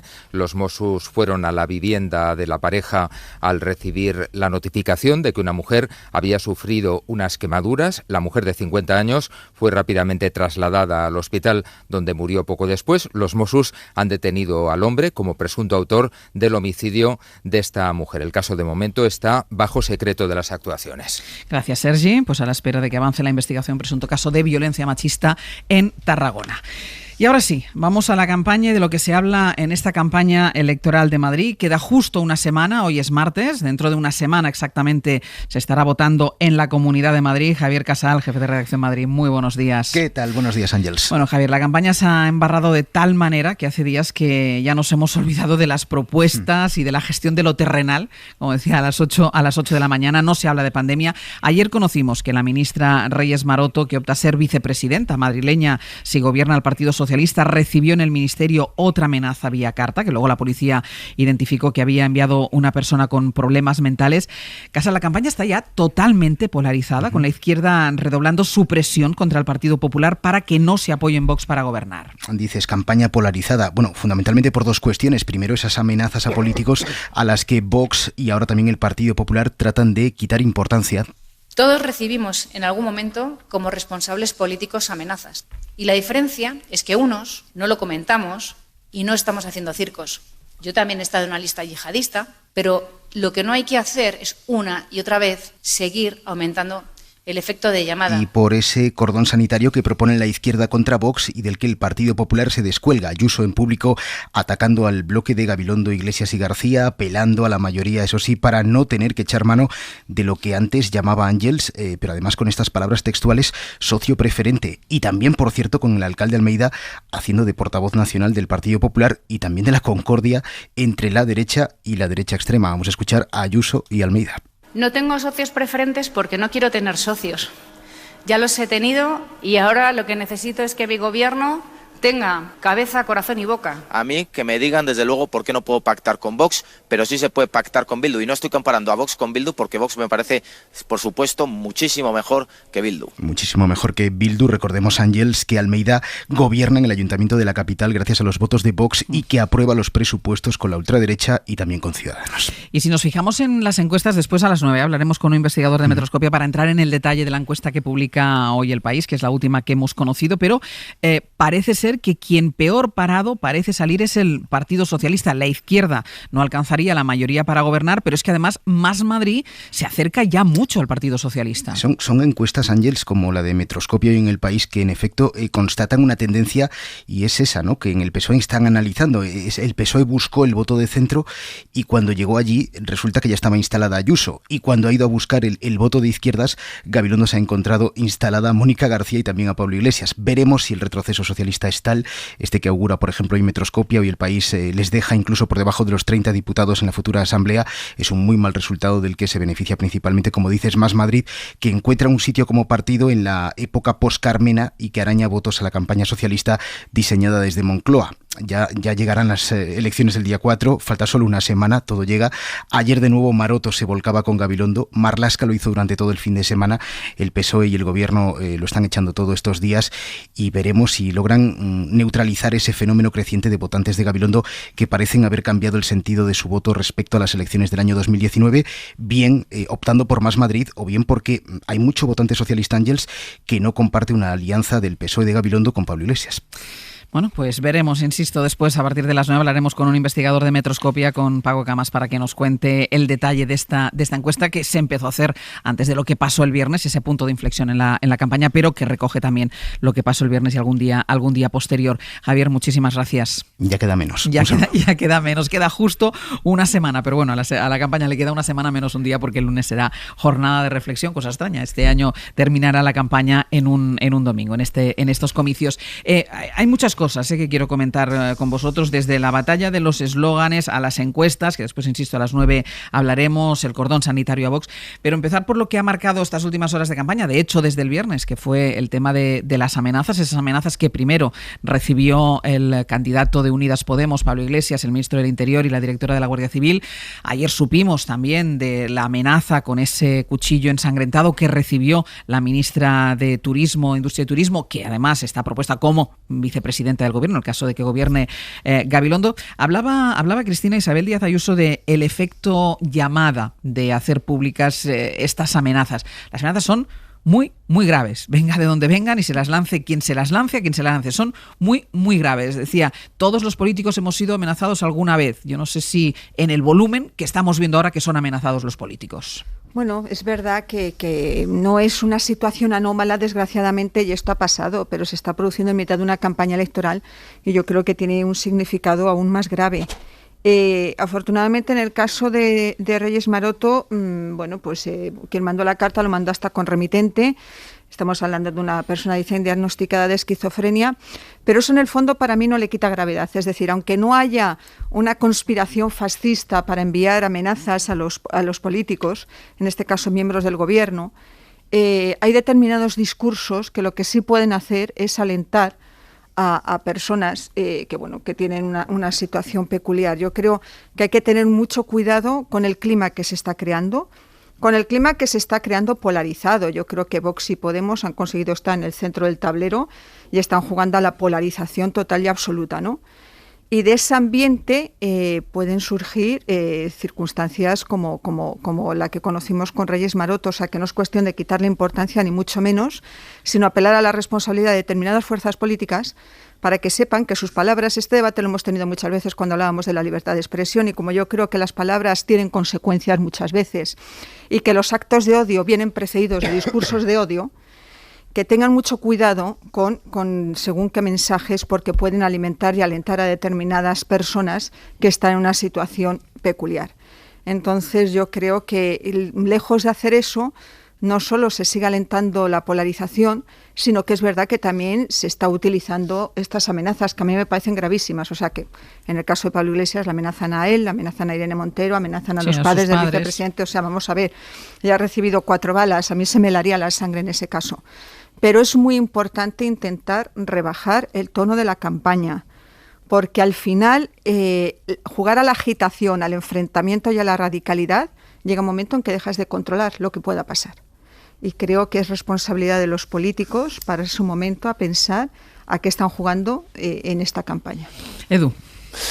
Sí, bueno, yo también creo que son amenazas gravísimas, especialmente las cartas o los sobres con balas enviados a la directora general de la Guardia Civil, al ministro de Interior y al secretario general de Podemos, que son formaciones políticas o responsables institucionales que están en su derecho de decidir qué hacer con ello, ¿no? Porque es indudable que merece nuestra más enérgica condena y repulsa ese tipo de amenazas. Decidir qué hacer con ello, ¿te refieres a o hacerlo público o no hacerlo público? Sí, yo fui educado en otras culturas de la amenaza en los años más duros de la historia de la democracia, en el lugar en el que yo soy, en Bilbao, en el País Vasco, nuestra relación con la amenaza estructural con la que convivíamos en el País Vasco, y fui educado en otra cultura y en otros códigos, pero entiendo que cada responsable institucional, cada partido político toma sus decisiones con arreglo a lo que cree mejor, y creo que esa es la pauta que están siguiendo ahora, ¿no? Es verdad que estamos viendo lo que yo creo que son señales alarmantes de algo que estaba señalando muy bien Cristina de la Hoz y que comparto plenamente, y es que esta campaña está completamente rota. Un volumen de odio, de ruido, de pasionalidad alrededor del debate político ha tapado por completo cualquier anuncio de contenidos, cualquier intento que un dirigente, da igual si mañana Ángel Gabilondo, Isabel Díaz Ayuso, Mónica García proponen cualquier idea genial, porque no se va a escuchar nada. Porque el debate de los contenidos y de los asuntos de la gente, de la sociedad madrileña, están completamente fuera de este debate, y estamos siendo convocados a una gran batalla en el corazón del siglo XX contra Stalin y contra Hitler. Y mi pregunta es, ¿esto es realmente lo que merece la Comunidad de Madrid? Esto es combinable con el discurso del cordón sanitario. Yo estoy completamente de acuerdo con el cordón sanitario desde que Chirac lo ensayó en Francia hace ya unos cuantos años, varias décadas, en la segunda vuelta de las presidenciales francesas, porque creo que un partido neofascista, antiinstitucional, que nace para acabar con nuestro modelo de deliberación racional, democrática, nuestro funcionamiento normalizado de convivencia, no tiene que tener influencia ninguna ni en gobernabilidad, ni en legislación, ni en presupuestos, ni en el día a día de la sociedad española. En este caso de la sociedad española, porque es de la que estamos hablando, o de la madrileña. Pero eso es un cordón sanitario. Alejar al neofascismo de la realidad de las instituciones en el sentido de su capacidad de influencia en las leyes que ordenan o afectan a la convivencia y la vida de la gente. No al revés, no que el neofascismo nos aleje a nosotros de los contenidos de los que tenemos que discutir, que es lo que está sucediendo. Y me temo que esta campaña en ese sentido está rota. Es ahí donde se inscriben este tipo de personas que se dedican a mandar balas amenazantes y amenazas de muerte a dirigentes políticos como Grande Marlaska o como Pablo Iglesias, y que me parece completamente inaceptable. Yo creo que la sociedad madrileña es mucho mejor que lo que se está viendo en estos días. Por supuesto está años luz de estos señores que se dedican a mandar cartas amenazantes con balas y este tipo de cosas, y me temo que el día 4 de mayo se consagre o no se consagre lo que hoy dice Metroscopia, lo que están diciendo otras encuestas. Políticamente esta comunidad tiene mucho que hablar consigo misma y muchos asuntos que arreglar, porque está completamente rota políticamente por dentro. Ahí, John. Un tema complicado todo esto. Si empecemos por las amenazas, luego que ha sacado ya también Edu el tema del cordón sanitario, que me parece muy importante, sí, yo después, y que también quiero abordarlo. Eso sí que me gustaría dar mi opinión sobre eso. Sí. Sobre las amenazas, sí, cualquier amenaza en democracia es grave. Estoy de acuerdo con que ha habido muchísimas amenazas en los últimos tiempos. Me ha gustado la forma de expresarlo, Eduardo. Mi código sobre esas cuestiones es distinto, ¿no? Yo creo que todo el mundo es libre de poder decir públicamente lo que opina sobre una amenaza que le ha llegado directamente. Otra cosa distinta creo ya es ir un paso más allá y hacer determinada, digamos, explicación política de determinadas amenazas, ¿no? La fotografía, yo lo digo claramente, además es una ministra que me parece una ministra muy razonable, Reyes Maroto. La fotografía frente al Congreso de los Diputados me parece un exceso, desde mi punto de vista.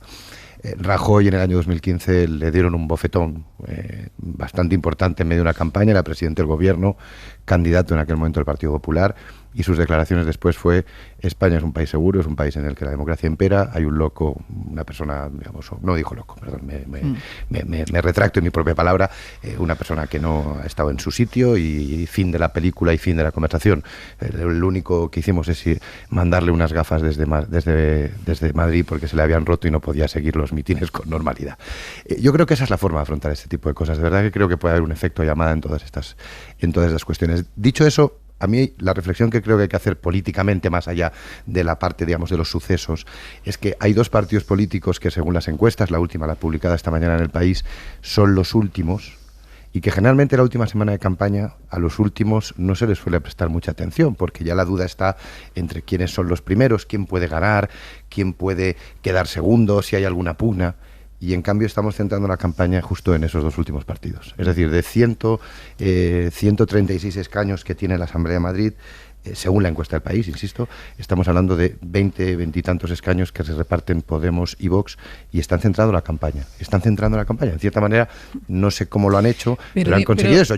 Pero no solo porque prestemos atención, déjame que te diga una cosa, porque han arrastrado el resto de partidos de sus propios bloques. Es decir, el discurso de Podemos ha arrastrado a Ángel Gabilondo y ha arrastrado a Mónica García, y el discurso de Vox ha arrastrado a Isabel Díaz Ayuso. Claro, pero sí, es decir, ellos, al margen de que haya partidos, los que sean, que quieran polarizar, el resto son independientes de poder decir, bueno, ustedes polaricen, pero nosotros aquí vamos a hablar, como decía Edu, aquí vamos a hablar de lo que le importa a los madrileños. Por eso yo decía que no sé cómo lo han hecho, pero han conseguido que sus referencias, digamos, particulares, porque al final las amenazas no es que podemos acabar pensando que las ha mandado una persona de Vox a una persona de Podemos, no, las ha mandado alguien a una persona de Podemos, y a partir de ahí se ha montado una polémica en torno a esa circunstancia que ha provocado que estemos hablando más de esto, como decía Eduardo y como decías tú ahora y esta mañana en tu entrada, es decir, oye, estamos hablando de otras cosas que no son las que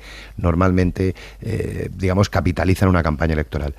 Yo creo que la mejor manera de solucionar esto es el 4 de mayo. Es decir, el 4 de mayo pues la gente irá a votar y tiene que votar por los partidos que intentan ocupar la centralidad, que intentan hablar de política, que intentan hablar de medidas razonables para la ciudadanía, con discrepancias, con diferentes puntos de vista, pero que hacen de la política la esencia de una democracia y no hacen de cualquier otra cosa la esencia de un movimiento, de un comportamiento, digamos, de cierta convivencia como debería ser un régimen constitucional.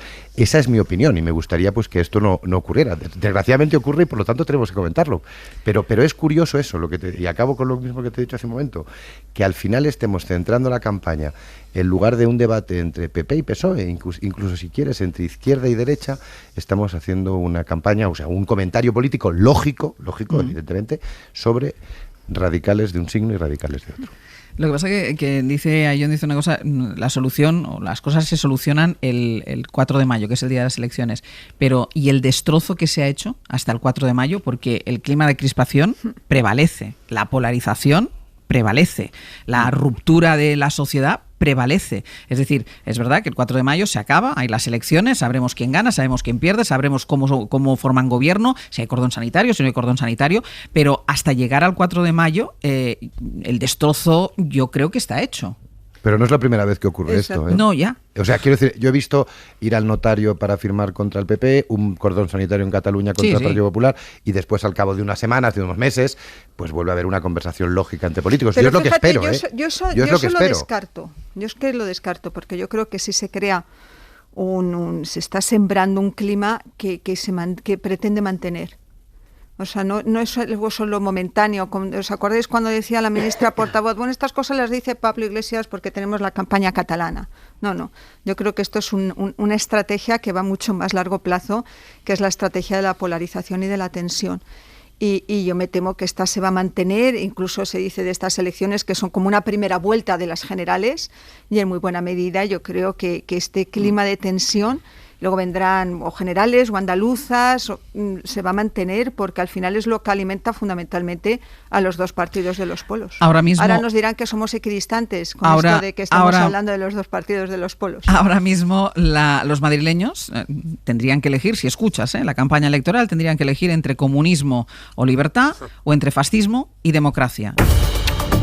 En el abierto, Cristina de la Hoz, Eduardo Madina y José Luis Ayllón. Ahora iremos con el detalle de la encuesta, de la última, la que publica hoy El País, la encuesta de Metroscopia. Pero hablando de polarización, Edu, antes de ir a publicidad, que decía, parece que todo se ha centrado en una guerra de eslóganes, es decir, se ha vaciado de contenido la campaña, de contenido de la política real, de lo que le afecta a la gente, y los madrileños están ante la disyuntiva de tener que elegir entre comunismo o libertad o fascismo o democracia. Cierto. Yo creo que es una de las comunidades autónomas que más impacto ha sufrido de esta pandemia por múltiples variables que hemos analizado mucho a lo largo de este año en el Hoy por Hoy y que no hace falta analizar más, pero los números nos dicen eso. Y hemos visto cómo el proceso electoral ha sido sorprendentemente convocado y sorprendentemente trazado en las últimas 2 semanas, ¿no? Una moción de censura en la región de Murcia, todo el mundo lo recuerda, precediendo a otra moción de censura en el Parlamento Autonómico de Castilla y León. Hacen que algo salte o algo se rompa dentro de la presidencia de la Comunidad de Madrid, convoque unas elecciones autonómicas que todo el mundo intuía que la señora presidenta de la Comunidad de Madrid estaba deseando convocar y que solo necesitaba un argumento, lo encontró en esa moción de censura de la región de Murcia y en esa moción de censura del Parlamento Autonómico de Castilla y León, ¿no? En segundo lugar, la campaña empezó por un mayor protagonismo tanto de la presidenta como del líder de la oposición, Ángel Gabilondo, del Partido Socialista, que había ganado las elecciones holgadamente hace más o menos casi 2 años aquí en la Comunidad de Madrid, y por algún misterio de la política o por algún misterio de los laboratorios electorales, la campaña se abrió desde el centro hacia los extremos. En primero de política te explican que una campaña muy en los extremos alimenta a los partidos que están en los extremos. Y una campaña más centrada en los asuntos centrales centra más el debate en aquello que afecta a una mayor cantidad de gente. No sé cuántos madrileños están convocados hoy a las grandes barricadas del año 1945. No sé cuántos madrileños creen que queda un combate pendiente contra Stalin o un combate pendiente contra Hitler. Ni se consideran satisfechos con un ambiente electoral tan lleno de ese tipo de palabras, tan en mayúsculas, pero que, lo siento mucho, son de nuevo significantes vacíos. Porque no está claro que tenga la campaña de Madrid nada que ver con esos viejos combates del siglo XX, ¿no? Lo que sí sabemos es que hay un volumen muy elevado de desempleo, que hay un estado de bienestar que tiene mucho margen de mejora en términos de eficiencia, que no se accede en condiciones de igualdad a la salud y a la educación en Madrid en función de tu renta y en función de tu municipio y en función del barrio en el que vives, que las listas de espera son mayores que en la gran mayoría de las comunidades autónomas, que el impacto que esta pandemia ha tenido ha sido brutal en parte por la ineficiencia de la gestión de la señora Isabel Díaz Ayuso y del gobierno de la Comunidad de Madrid, y que acá había un pacto que iba todo muy bien hasta que una mañana saltó por los aires, por tanto también no iría, y que algo tendrá que decidir la sociedad madrileña a partir del 4 de mayo con arreglo a su futuro, ¿no?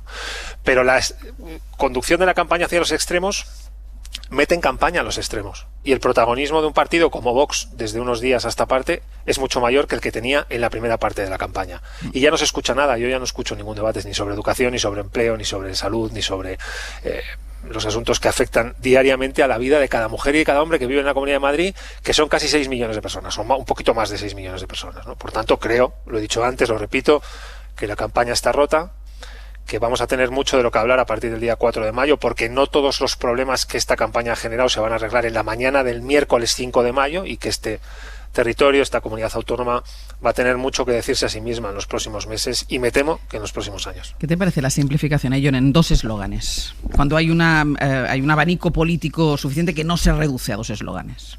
Bueno, pues es una táctica electoral, la de utilizar un eslogan que llame la atención de los que te los que te votan y los que te pueden votar frente a los que no lo hacen. Que tiene un riesgo, evidentemente, ¿no? Porque polarizas mucho la campaña y eso puede generar un problema para los partidos que se presentan a esas elecciones. Yo creo que el intento de Isabel Díaz Ayuso era socialismo-libertad, en el sentido socialismo es voto de izquierda, voto del Partido Socialista más sus aliados en el partido de izquierda del tablero, frente a ella, que se presentaba como la única garantía de esa libertad, ¿no? Es decir, Ciudadanos parecía que iba a desaparecer del tablero político, por lo tanto ella quería captar ese voto, y Y cualquier persona que tenga, digamos, un poco de reflexión política sabe que libertad y Vox no parece que estén en la misma frase, con lo cual era una forma de demostrar que tú eras la representación de la libertad en todo aquello que se oponía al socialismo.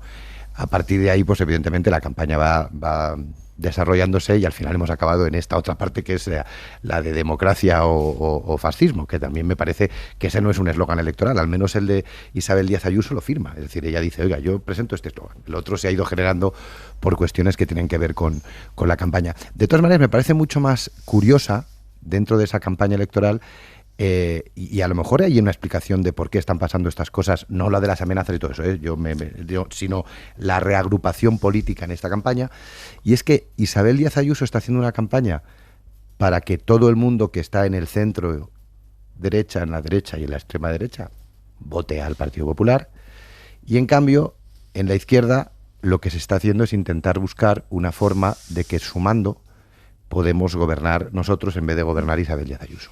¿Eso qué ocurre? Que Isabel Díaz Ayuso está haciendo eso bajo el sugerente eslogan de comunismo o libertad. No, libertad o socialismo. Bueno, a mí me parece... Bueno, ¿te parece un buen eslogan de campaña? A mí sí. O sea, ¿tú crees que Madrid se discute hoy de comunismo? No. He dicho libertad.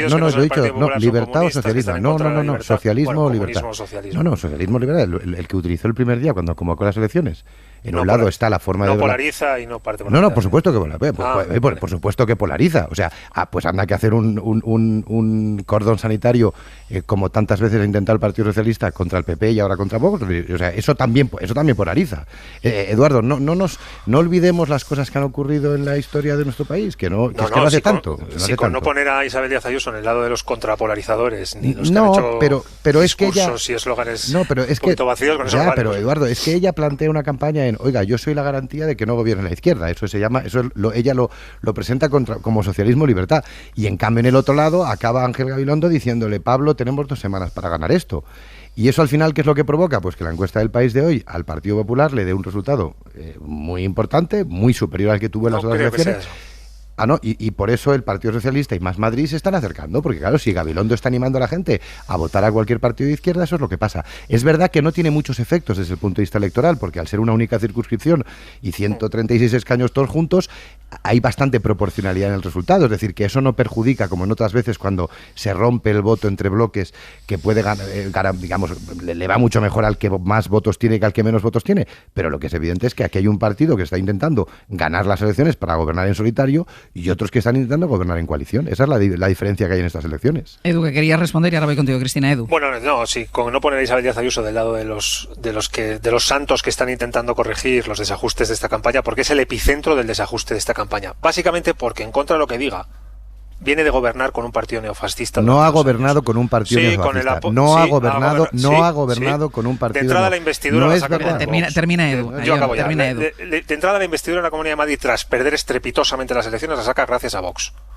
Y de entrada, mucho de lo que hemos visto en estos 2 años es gracias a los acuerdos que ella, es verdad que en un acuerdo de coalición con Ignacio Aguado y con Ciudadanos, se sujeta parlamentariamente en el apoyo estructural para todo, incluidos los presupuestos de la comunidad autónoma, con Vox. Que es un partido pero eso no es gobernar. Que yo creo que tiene que estar alejado de la influencia legislativa. Eduardo. Pero es mi opinión. Sí, hombre, sí, eso es gobernar. No, eso no es apoyar la gobernabilidad. Gobernar es nombrar a Pablo Iglesias vicepresidente segundo del gobierno. Eso es gobernar. No, eso es coaligar un gobierno. No, eso es gobernar. Gobernar es meter a Pablo Iglesias. Cristina. Claro. Cristina. Yo creo que esta campaña se está desarrollando en términos guerra civilistas y ahí incorporo tanto el comunismo libertad como el fascismo democracia. Creo que estamos en un discurso que a veces me recuerda no porque no estaba en esa época, pero sí a lo que hemos leído y al ambiente crispado de los años 30 en España, y parece que 90 años después no hemos aprendido nada de todo lo que nos pasó desde entonces, ¿no? Pero para mi sorpresa, y en este caso estoy hablando de fuentes moradas, de Unidas Podemos, los sondeos dicen que los indecisos siguen igual de indecisos. Que los indecisos, yo creo que a lo mejor no hay tanto indeciso como ocultación de voto, a pesar de cómo se ha polarizado el debate desde el viernes, desde el debate aquí en la serie. Bueno, ya en Telemadrid yo creo que ahí empezó a asomar un poco cuáles iban a ser las nuevas reglas de la campaña cuando Gabilondo dijo aquello de Pablo, tenemos 12 días para ganar las elecciones. No se está consiguiendo el efecto deseado entre los indecisos, al menos por lo menos los indecisos aseguran que lo siguen siendo. Otra cosa es que pueda estar subiendo algo la participación, que era uno de los objetivos de la estrategia, subir la participación. No sé si podemos pasar a hablar ya del cordón sanitario o no. Sí, habla del cordón sanitario. Vamos a ver, yo creo que fundamentalmente el cordón sanitario es la asunción de un fracaso. Es decir, la izquierda parece que ha asumido que no va a ganar estas elecciones y necesita un cordón sanitario para que Isabel Díaz Ayuso no se apoye parlamentariamente en Vox. Yo creo que fundamentalmente es la expresión de una debilidad. Paradójica. ¿Por qué? Pues porque hace poco hemos vivido, por ejemplo, un debate en el Parlamento catalán en el que Salvador Illa se negó a hacer un cordón sanitario a Vox para evitar que tuviera un senador por designación autonómica. Y dijo que los catalanes habían votado lo que habían votado y que Vox tenía derecho a tener un senador, a sentar un senador catalán aquí en el Palacio de la Marina Española y que no iba a participar en ello. Y como la hemeroteca es tozuda y hay cosas que parecen que han pasado 200 años y han pasado hace poquito, habría que pensar también en qué responsabilidad tiene el PSOE en haber alimentado a Vox, que yo creo que la tuvo mucho, y de cómo en el año 2019, estamos hablando de abril de 2019, una de las condiciones que puso Pedro Sánchez para ir a un debate televisivo era que estuviera sentado Santiago Abascal, algo que no podía hacer la televisión pública, porque la televisión pública solo podía llevar a los representantes de partidos sentados en el Congreso. Y puso como condición que estuvieran, porque decían literalmente, lo tenía aquí, que ellos no están en condiciones de vetar a ninguna fuerza política, ni el PSOE ni Sánchez vetan a ningún candidato, porque la democracia es debatir entre muy diferentes y contrastar propuestas para España. Porque una de las condiciones de Sánchez era que Vox, que evidentemente era una estrategia que había tenido también el PP alimentando a Podemos y ahora el PSOE alimentando a Vox. Y entonces, yo creo que el cordón sanitario es una maniobra ya a la desesperada. Pablo Camas, tenemos aquí encima la encuesta de Metroscopia para el diario El País. Es muy interesante porque ayuda a medir, yo creo, el impacto electoral de algunos de los últimos giros de la campaña madrileña. Quizá lo más destacado es que apenas se nota en la movilización del voto por la izquierda en términos generales. Para descender un poco al detalle, ¿a qué se puede atribuir esta falta de movilización después de lo último que ha pasado? Aquí, por ejemplo, sobre la mesa poníamos la unificación de un discurso por parte de todos los miembros del mismo bloque, por parte de todos los miembros de la izquierda. Bueno, sí, lo cierto es que hemos realizado 3.000 entrevistas para intentar captar los efectos tanto del debate de Telemadrid como el de esta casa, el de la cadena SER, ¿no? Y como bien decías, no hemos detectado realmente un cambio de tendencia, sino más bien de prolongación de esa tendencia, ¿no? De alguna manera lo que podría haber hecho es más bien reforzar las posiciones de todos los partidos, ¿no? Y en el caso concreto de la izquierda, lo realmente interesante que observamos es que hay un cierto desgaste del PSOE en favor de Más Madrid y en menor medida de Unidas Podemos, ¿no? Es decir, que esto tiene que ver en buena parte con que la mayoría de los votantes de izquierda quieren relevar al PP de la presidencia de la Comunidad de Madrid, pero no lo ven probable. De esta manera, al no tener esta expectativa de conseguir el gobierno, como quizá pues optan por las opciones que con mayor preferencia pueden tener más que con la opción más útil, ¿no? Uh-huh. Creo que ahí sería un poco la clave de por qué no hay excesivos movimientos, ¿no? Uh-huh. ¿Ves posible, porque es verdad que se va estrechando la diferencia, ves posible un sorpaso de Mónica García, Ángel Gabilondo? Pues mira, la verdad es que si me preguntas lo mismo la semana pasada, lo más probable es que te diga que no. Pero con los últimos datos, hasta ayer mismo, hasta el lunes, ya es un escenario que está encima de la mesa. Hoy por hoy es verdad que no es el más probable. De hecho, en nuestra estimación del país, nosotros dejamos todavía a Más Madrid a 2 puntos del Partido Socialista, pero sí es verdad que ya es un escenario que puede ser probable que ocurra con mayor probabilidad de cara a las próximas elecciones. Y otro dato que yo creo que es interesante también, y es que fíjate que la suma de Más Madrid y Unidas Podemos en esta encuesta suma el 26%, es decir, la izquierda a la izquierda del PSOE es por primera vez en la historia superior al propio PSOE, que se queda un pelín por debajo del 20%, ¿no? Y yo creo que esto es significativo de los movimientos que se están produciendo en Madrid, pero que son movimientos dentro de cada bloque, es decir, son movimientos de dispersión dentro del voto de la izquierda, pero que no hay movimientos entre izquierda y derecha. Es más, En la derecha lo que ocurre, más que dispersión, ocurre lo contrario, de concentración en torno al Partido Popular, ¿no? Eso también se confirma de alguna manera que la candidatura de Iglesias y la polarización de estos últimos días refuerza la base electoral de Podemos. Sí que la refuerza. Hasta el momento hemos detectado que, por lo que podemos denominar efecto Iglesias, ¿no? Cuando medimos su presentación, su candidatura pues a la presidencia de la Comunidad de Madrid, como en los últimos días, lo que sí vemos es que sí aporta un plus a la Unidas Podemos previo de Isabel Serra, ¿no? Pero estaríamos hablando de un plus moderado, ¿no? En torno a 2 puntos porcentuales y que le podría llevar a los 11 escaños, es decir, 4 más de los que tenía Unidas Podemos, ¿no? O sea, sí que detectamos ese efecto, sí que la presencia de Pablo Iglesias refuerza la candidatura de Unidas Podemos, pero, digamos, no juega en la liga de PSOE y Más Madrid, que actualmente están, pues, con esa tendencia que tú bien decías, pues de empate prácticamente. Y también en esta encuesta, y lo hemos visto en encuestas precedentes, que Ciudadanos sigue sin llegar a ese 5%, sigue sin conseguir representación. Claro, uno piensa que no le va a beneficiar ese espacio centrado que quiere representar en un contexto de tanta tensión y de tanta polarización. Sí, lo tiene muy complicado porque además proviene ya de una tendencia de los últimos años de gran caída. Lo vimos ya no solo en las generales 2019, sino también las más recientes, las elecciones catalanas, ¿no? De una gran caída. Y aparte, ¿no? Sumándole a esa tendencia tan negativa, tenemos, como bien dices, una campaña claramente plebiscitaria, ¿no? Por decirlo de alguna manera, polarizadora, en la cual las opciones de centro son prácticamente estás o en un lado o en el otro, ¿no? No hay un caladero de votantes de Ciudadanos, y quizá por ahí se explica el desgaste del PSOE, ¿no? Que digamos, planteó esta campaña tratando de atraer a ese votante de centro que claramente había tomado ya la decisión de votar a Ayuso o bien de abstenerse, y de ahí ese movimiento por la izquierda. Pero justamente Ciudadanos, que está lejos de la representación, no consigue aumentar su potenciales apoyos y entrar en la Asamblea de Madrid, pese a que Edmundo Val, como candidato, ha registrado una subida importante. En la última semana, la aprobación del candidato de Ciudadanos ha subido 6 puntos. Y esto es algo muy relevante. Sin embargo, no es capaz de traducir esa ventaja de liderazgo en la propia marca, ¿no? Por lo tanto, esto nos hace ver que Ciudadanos lo tiene realmente complicado. No es imposible, pero sí muy, muy, muy complicado. De lo que parece que no hay duda a estas alturas es de la victoria de Díaz Ayuso.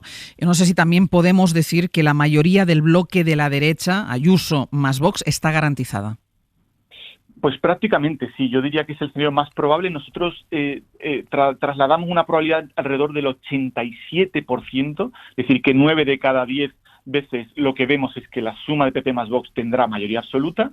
Lo que sí vemos más complicado es que el PP por sí mismo, sin necesitar el apoyo favorable o afirmativo de Vox, logre conseguir una mayoría, porque por el momento el PP en solitario nosotros prevemos unos 59-60 escaños, que son 5 menos de los que damos a la izquierda, ¿no? Es decir, que el PP todavía estaría lejos de poder superar al bloque de la izquierda, y esto lo que significa es que hace a Vox un actor más clave, porque necesitará sí o sí, si se traduce, si al final se materializan estos resultados, necesitará el sí en una hipotética investidura de Isabel Díaz Ayuso. Por lo tanto, es lo más probable. Nosotros damos en torno al 90% de probabilidades, y a la izquierda le damos todavía un 10% de probabilidades, que no es imposible, pero sí altamente improbable. Estos 6 días de campaña que quedan, Paco, ¿a quién se le van a hacer más largos? ¿A la derecha o a la izquierda? Bueno, pues yo creo que un poco a los dos, ¿no? De verdad, creo que un poco a los dos, porque en el fondo también en lo que ha sucedido con el debate de la cadena SER ha generado mucha inquietud en ambos lugares, ¿no? Porque ha cambiado el tono de la campaña, ha cambiado también los propios discursos, ha cambiado las posiciones, y este tipo de inquietud creo que ha permeado en los dos bloques. Sin embargo, es cierto que los datos en este sentido, como te decía al inicio, la tendencia es más bien de prolongación, no de cambio. Entonces, desde ese punto de vista, yo sí que vería que la derecha lo tiene un poco más de tranquilidad, ¿no? O un poco menos de preocupación respecto a esta semana. Es decir, la derecha probablemente tiene que continuar haciendo lo que hasta ahora ha venido realizando, mientras que la izquierda todavía parece que sigue necesitando de un revulsivo o de un impulso adicional para tratar sobre todo de movilizar a personas que actualmente todavía no lo están y que quizá puedan sumar un poco más al bloque, ¿no? Es decir, la izquierda, recuerdo, la tenemos en 64 escaños, a 5 de la mayoría absoluta, lejos, pero no demasiado lejos. Es decir, que todavía puede pasar muchas cosas y ya sabemos que en las últimas campañas electorales pasan muchas cosas y producen muchos cambios. Paco Camas, investigador de Metroscopia, muchísimas gracias. Muchas gracias a vosotros. Hasta luego. Madina, ¿estás ahí? Sí, ¿qué tal? Bien, que te preguntaba, decía ahora Paco Camas, que lo más probable es que Isabel Díaz Ayuso necesite a Vox, no sé si para entrar en el gobierno, pero sí de su apoyo para conseguir gobernar en la Comunidad de Madrid. Hablábamos del cinturón sanitario del cordón sanitario, y estaba hablando Cristina, de las contradicciones del Partido Socialista con esto. Bueno, claro, es que no hay ningún partido que no tenga contradicciones, ¿no?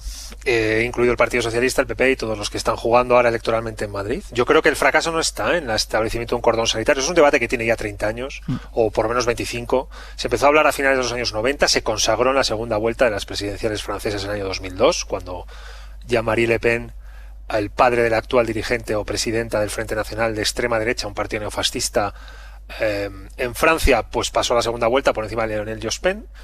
Y se tomó esta decisión de empezar a hablar de un asunto como este, que yo creo que ha llenado el aire del debate político europeo en los últimos 20 años, ¿no? Y no es nada ajeno, no es un debate ni nuevo, ni es ningún fracaso, ni es ningún éxito. Es un debate pendiente, que lleva ya mucho tiempo con nosotros.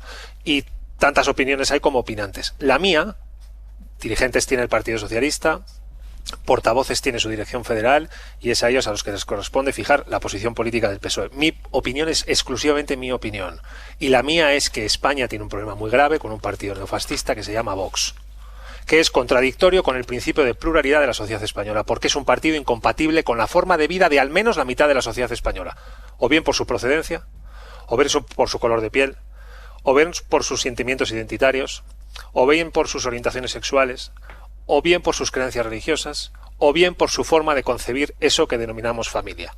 Contra todo eso tiene Vox una enmienda pendiente. Por tanto, es contra la mitad de la sociedad española. Y yo creo que el debate que tenemos que tener es, ¿se puede o no se puede permitir que un partido de esta naturaleza contamine la legislación, el funcionamiento institucional, los presupuestos generales y la atmósfera racional deliberativa de un sistema democrático? Habrá quien opine que sí. Yo opino que no. Y me parece que el fracaso no está en que estos señores queden aislados de los juegos de mayorías, de los procesos de investidura y de las fórmulas, bien en coalición, bien en apoyo parlamentario, de gobernabilidad que se ensayen en cada una de las 17 comunidades autónomas o en el gobierno central, sino que, por ejemplo, dominen la Consejería de Educación en la región de Murcia y decidan esto del PIN parental. O que, por ejemplo, sean ellos los que nos están alejando a nosotros de los contenidos de una democracia. Los contenidos de una democracia no son los eslóganes de un laboratorio mágico donde se inventan fórmulas electorales y publicistas, etcétera, etcétera. Es la educación, la sanidad, el empleo, las pensiones, las políticas contra la violencia de género, las políticas de integración de los inmigrantes, que funcionen las cosas. Pues bien, de eso nos está alejando este partido a nosotros, porque solo estamos discutiendo de lo que él quiere, que son posiciones en los extremos contra el fascismo, contra no sé qué, de declaraciones mutuas de incompatibilidad, una política en estas elecciones llena de odio y de pasiones que nos aleja del campo racional en el que vive un sistema democrático. Nos están alejando ellos a nosotros y no nosotros a ellos, y yo creo que sí. Y además digo que esto del cordón sanitario tiene otra virtualidad, que rompe uno de los males de la política española, que es esta política de bloques, porque no puede haber cordón sanitario sin pacto entre partidos democráticos. Por tanto, todo lo que veo que tiene es bueno, y creo que en ese sentido Ángel Gabilondo y otros partidos políticos aciertan en decir que no se puede gobernar con un partido neofascista como es Vox. Y termino con una pequeña postdata. Siempre que se habla de este asunto, sale a relucir un viejo conocido de mi vida. Hoy hemos pasado ya 2 veces por Euskadi, que es Bildu. Sí, lo escuchábamos antes al alcalde de Madrid, claro, que lo decía. Sí. Bildu últimamente se ha convertido en la referencia de quienes quieren blanquear a Vox dentro de la democracia, equiparándolo al resto de partidos, colocándolo como un nivel de referencia para el conjunto. Y Bildu no es referencia de nada. De nada es de nada, no da el patrón de nada. Es un partido con su historia de relación con la violencia terrorista durante muchas décadas, en un proceso muy propio, de una naturaleza muy propia, con una idiosincrasia exclusiva de ese partido, que no es referencia de nada en la democracia. Pero para defender que Vox juegue, y que influya en la vida de la gente a través de los acuerdos de Isabel Díaz Ayuso, de Juanma Moreno Bonilla, del presidente de la región de Murcia o de otras comunidades autónomas del Partido Popular, no hace falta tirar de ETA, no hace falta tirar de Bildu, hace falta tener un argumento sólido. Y ese todavía no se lo hemos escuchado ni al señor Ayuso ni al señor presidente de la región de Murcia. John, que levantabas el dedo. Empezando por el final, no es una cuestión de, por supuesto que Bildu no es un referente absolutamente de nada, pero no es menos cierto que Bildu ha formado parte de algunas de las alianzas parlamentarias del Partido Socialista en el gobierno, punto. No voy a entrar por ahí porque además tiene cierta razón que ese debate de Vox-Bildu no me parece el más razonable. Sí que me gusta hablar. Sí que quiero puntualizar algunas cuestiones del cordón sanitario que ha explicado Eduardo. Además lo ha explicado muy bien porque ha ido a buscar la referencia histórica. Es decir, ha ido a buscar la referencia histórica en una Francia sorprendida por un ascenso brutal de la extrema derecha, en unas elecciones en las que Lionel Jospin no llega a la segunda vuelta como se esperaba y se enfrentan dos partidos, en este caso pues el Frente Nacional contra el partido, digamos, lo más parecido al Partido Popular que hay aquí en España, que era el partido de Chirac, si no me equivoco, ¿no, Eduardo? Creo que fue Chirac, ¿no? Bueno, entonces, lo que pasa es que no es lo mismo lo que ocurría allí de lo que ocurre aquí. Y para que realmente el cordón sanitario, tal y como lo ha explicado Eduardo, pueda sonar bien, hay que diferenciarlo claramente de una especie de aislacionismo interesado, ¿no? Hoy decía Urriols, creo que es en un artículo en El País, que para que haya un cordón sanitario es necesario buscar transversalidad de las fuerzas políticas. Es decir, pedir un cordón sanitario en el cual un partido tiene 59 diputados o 60 diputados, según nos acaba de comentar el experto de Metroscopia, no pueda gobernar porque los otros 13 no te puedes apoyar en ellos y acaban gobernando los 64 que se juntan por el lado, eso no es un cordón sanitario. Eso es aislar a un partido porque las encuestas te están diciendo que eso no te va a dar el resultado electoral. Si Gabilondo quiere que nos creamos el cordón sanitario, cuando acabe esta tertulia, a que alguien le diga, que escuche este trozo y diga, yo propongo un cordón sanitario y anuncio que apoyaré a Isabel Díaz Ayuso como presidenta de la Comunidad de Madrid, que voy a pactar con ella un posible gobierno de coalición y a partir de ahí no vamos a permitir que Vox mediatice la política. Ahora, decir que tú expulsas a los votantes, a los votos y a los escaños de Vox para que al final el resultado sea que con menos escaños la izquierda gobierne respecto a la derecha, eso evidentemente no es algo. No digo que no sea un cordón sanitario, pero es algo más. No es necesario quizá llegar al gobierno de coalición. A lo mejor prestar las abstenciones de unos diputados determinados, del número que sea necesario para que ningún gobierno, en este caso el gobierno de Isabel Díaz Ayuso, se tenga que apoyar en la otra derecha. Y a lo mejor eso llama la atención de que en unas próximas elecciones generales alguien dice, para evitar que el Partido Socialista tenga que gobernar o tenga que buscar los votos de Bildu o meter de número 2 en el gobierno a un señor de Podemos, pues el PP le dice, eso empieza a ser algo así. Anoto esta propuesta para preguntársela a Gabilondo, que va a estar con nosotros el jueves. Bueno. Anótola. Bueno, ya lo he dicho, ahora se traerá preparada la respuesta. Y le das saludos de mi parte. Las cosas reales son, por ejemplo, la economía. Las cosas reales son, por ejemplo, la situación económica de este país. Y en la agenda del día, marcado hoy en el Consejo de Ministros, se aprueba el plan de recuperación para España, que contempla las reformas y las inversiones previstas con los fondos europeos que todavía tienen que llegar. Y Javier Ruiz, buenos días. ¿Qué tal? Muy buenos días. Nos contabas esta mañana un poco el peligro con los plazos por lo que le requiere a Europa a aquellos países que cuentan, digamos, con una fiscalidad más beneficiosa. Sí, otro día, otra traba. Esto es como está siendo este penoso plan de recuperación que todos necesitamos, todos queremos, pero ninguno aprobamos. Y esto es lo que ha pasado, último capítulo en este serial. La Comisión Europea les ha dicho a los 6 países que son, en fin, considerados por los demás como cuasi paraísos fiscales, que suban impuestos y que los pongan al nivel del resto de la Unión Europea. Le da una orden a Chipre, Irlanda, Hungría, Luxemburgo, Malta y Holanda de que suban impuestos. ¿Cuál es el problema?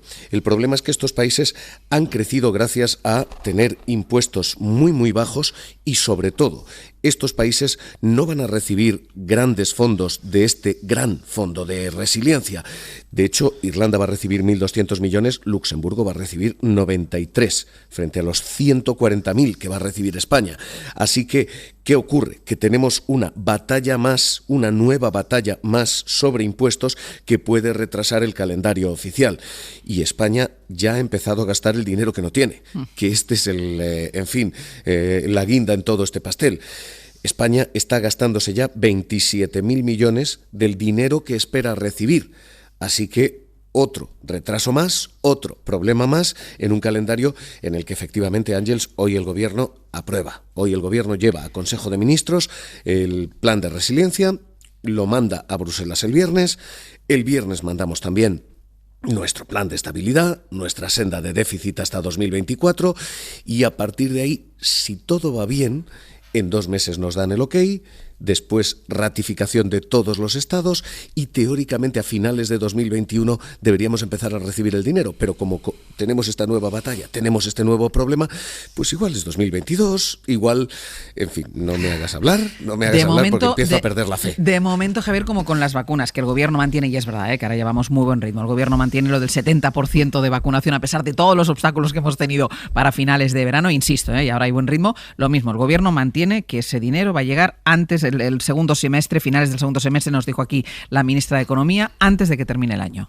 Y efectivamente, como en las vacunas, hemos ido moviendo la línea de gol, porque lo primero que se dijo fue segundo semestre, ahora lo que se dice es finales del segundo semestre, que no es lo mismo cobrar el dinero en junio que en diciembre, y si esta nueva guerra fiscal se dilata, pues igual, empezamos a entrar ya en el año siguiente, en el primer trimestre de 2022. El dinero es, Ángels, imprescindible para el crecimiento aquí en España. Recordemos qué es lo que ha pasado. Recordemos que teníamos una previsión de crecimiento en España de casi el 10%, 9,8%, y como se han retrasado los fondos, se ha menguado el crecimiento al 6,5% este año. Y decimos, bueno, creceremos el 7% el que viene. Creceremos el 7% el que viene si el dinero llega y empieza a jugar el dinero. Porque recibirlo primero, gastarlo después y que haga efecto es literalmente, como estás diciendo tú, como una vacuna, como una medicina. Hasta que esto no lo metabolizas, claro, esto no funciona. Así que vamos a ver, cada retraso es un serio problema y este es otro más. Javier, muchísimas gracias. Cuidaos. Hoy en el Consejo de Ministros este plan de recuperación. Vamos conociendo también estos días, vamos informando así como en cuentagotas, vamos a recopilarlos un poco, los planes de otros países europeos con este dinero, para la gestión de este dinero. Países de nuestro entorno, sobre todo los del sur de Europa, muy interesados en liberar esos fondos, como Italia, que cuenta con recibir unos 220.000 millones de euros, de los que la mayoría, 191.000, van a proceder de esos fondos europeos de recuperación, otros 30.000 de otros fondos y recursos nacionales. Ese plan italiano cuenta con 6 apartados que priorizan la digitalización, la transición ecológica y el empleo, sobre todo juvenil y femenino. También se van a invertir 18.000 millones en salud, más de 30.000 en educación y otros 30.000 en infraestructuras, poniendo el foco principalmente en las regiones del sur del país, las más desfavorecidas. En la presentación de su plan ayer ante el Parlamento, la sua credibilità e reputazione come fondatore, el primer ministro italiano Mario Draghi aseguraba que Italia se juega no solamente su destino, sino también su reputación internacional con este plan que enviará hoy a Bruselas. Portugal ya lo hizo hace unos días, fue el primer país que lo hizo. A Lisboa le corresponden unos 16.500 millones que quiere destinar pues a sistema sanitario, construir vivienda pública, descarbonizar la industria, digitalizar las escuelas, entre otras partidas. Hay 2 países, los 2 principales motores europeos, que esperan presentar hoy sus planes de manera conjunta. Son Francia, que opta a unos 40.000 millones, y Alemania, cuyo gobierno quiere destinar los cerca de 25.500 millones que va a recibir de Bruselas a afrontar 2 grandes retos: la lucha contra el cambio climático, descarbonizando la industria, y la digitalización, que va a ocupar 4 de cada 10 euros que reciba. Recordemos que estos planes tienen que recibir el ok definitivo de la Comisión, que espera liberar los primeros fondos este verano, aunque el ministro francés dijo ayer que no cree que vaya a ser antes de septiembre, y siempre y cuando los 27 Estados miembros hayan ratificado el mecanismo de recuperación, que está aún pendiente del voto afirmativo de 10 países. Y el obstáculo que nos decía ahora Javier Ruiz de esa demanda que hace Bruselas a los países que tienen una fiscalidad más baja, bueno, pues que se pongan la pila con el tema de los impuestos. Son unos fondos de recuperación, y lo decía Javier, que es dinero imprescindible. Sastre, por ejemplo, para la juventud, y te lo digo a raíz de, esa advertencia, como joven, las dos cosas, como joven, a raíz de esa advertencia, que es verdad que no es la primera vez que la hace, que hay otros informes también que ha puesto el acento en eso, pero insiste el Banco de España, el legado económico, el legado que se va a dejar a las nuevas generaciones, algunos de cuyos jóvenes ya han bebido 2 crisis consecutivas. Sí, mira, presentaba ayer el director de Economía del Banco de España, del regulador, se llama Óscar Arce, un documento, lo presentó ayer, sobre el impacto del COVID, eso, la situación económica de los jóvenes. Y ahí estaba concentrado pues lo que ya vamos viendo, que hay más jóvenes con menos ingresos, ahora además sin clases presenciales, hablaba también de la universidad, más expuestos a la precariedad, dificultades para la compra, el alquiler de las viviendas. Incidía Arce, por ejemplo, como incluso el gran escudo que han sido en esta crisis, en esta primera parte de la crisis, los ERTEs, bueno, pues con ellos, con los jóvenes, ha funcionado menos por la temporalidad y por las condiciones en las que trabajan, así lo decía. Los jóvenes se pudieron acoger en menor medida, seguramente por su menor antigüedad y su mayor temporalidad, a ese programa de protección del empleo, los ERTEs, que en términos agregados ha sido tremendamente efectivo y muy útil para sostener las rentas de los hogares y mantener esas vinculaciones laborales entre empresa y trabajador, ¿no? Bueno, la situación con los jóvenes es distinta, ¿no? Eso sobre las condiciones de ahora mismo, pero lo apuntabas tú, iba mucho más allá este documento porque hablaba, por resumirlo en una idea, del mundo que van a heredar, sobre todo por el nivel de déficit que tenemos en este momento. Cristina, es uno de los problemas del presente. Insisto, no es la primera vez que se advierte, y no hace falta más que tener un joven en casa como para saber cuál es el problema. Jóvenes que están en el mercado laboral, que llevan 2 crisis consecutivas, que no pueden tener un proyecto de vida porque están con contratos precarios y no están en el paro, con contratos precarios, con sueldos precarios. Claro, parece que estamos hablando así como, bueno, sí, los jóvenes, una generación que lo está pasando mal, pero es que ellos son, yo creo que para el normal funcionamiento del país, ellos son una pieza fundamental para el futuro de este país. Pero no es producto ya de las 2 últimas crisis. Tradicionalmente España ha tenido unos índices de desempleo estructurales más altos, incluso en momentos de crecimiento económico, sí, pero especialmente alto en los jóvenes. Y es una cuestión que yo creo que no se ha abordado con seriedad en todo este tiempo. Es verdad que se supone que el Plan de Recuperación y Resiliencia lo que hace es intentar encontrar otro modelo económico en España, ¿no? Que es el modelo del I+D+I, de la ecología, de algo que puede crear resultados a medio plazo, pero no a corto. Esto es una inversión a medio plazo. Los problemas que tenemos ahora no nos los solucionan los fondos europeos. El problema que tenemos de gasto corriente, en pagos de desempleo, en ERTEs, eso no nos lo soluciona el proyecto europeo. Sí es una oportunidad histórica para crear otro modelo económico al que se puedan enganchar la gente más joven.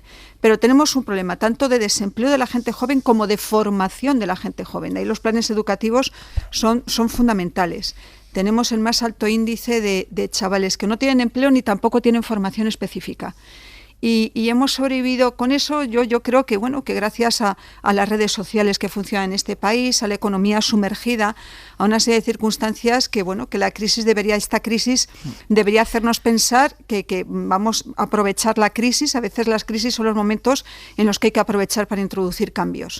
Pero a medio plazo, esto tiene un recorrido que no lo vamos a notar en poco tiempo. Me queda muy poquito tiempo, pero sí quiero conocer vuestra opinión. 2 cosas rápidas. Ello. La primera, los jóvenes españoles han pasado la crisis del 8 y la del 20, solo 12 años de diferencia. Es la primera generación que sufre 2 crisis tan duras y tan seguidas. Y hay chavales que les ha pillado la primera con 20, la segunda con 30, y las han pillado las 2. Sí.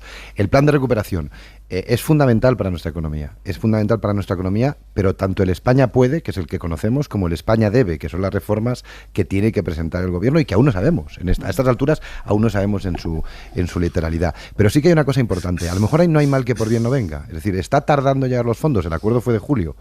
A lo mejor deberían los gobiernos empezar a plantearse que esto no fuera solo para 3 años, que las cantidades no variaran, pero que se estirara un poco más, porque entonces esas transformaciones del corto plazo a lo mejor las podrían aprovechar mejor gente joven que acompañara esa transformación con mejor formación, etcétera, etcétera. Yo creo que es un planteamiento que alguien debe empezar a pensar. Edu, muy breve, por favor. Sí, sabemos que arrastramos problemas estructurales y ese es el debate. ¿Esto es un electroshock de dinero para reanimar la economía o la financiación de un gran cambio y una gran transformación, ¿no? Ese es el debate que el país, yo creo que tiene que afrontar.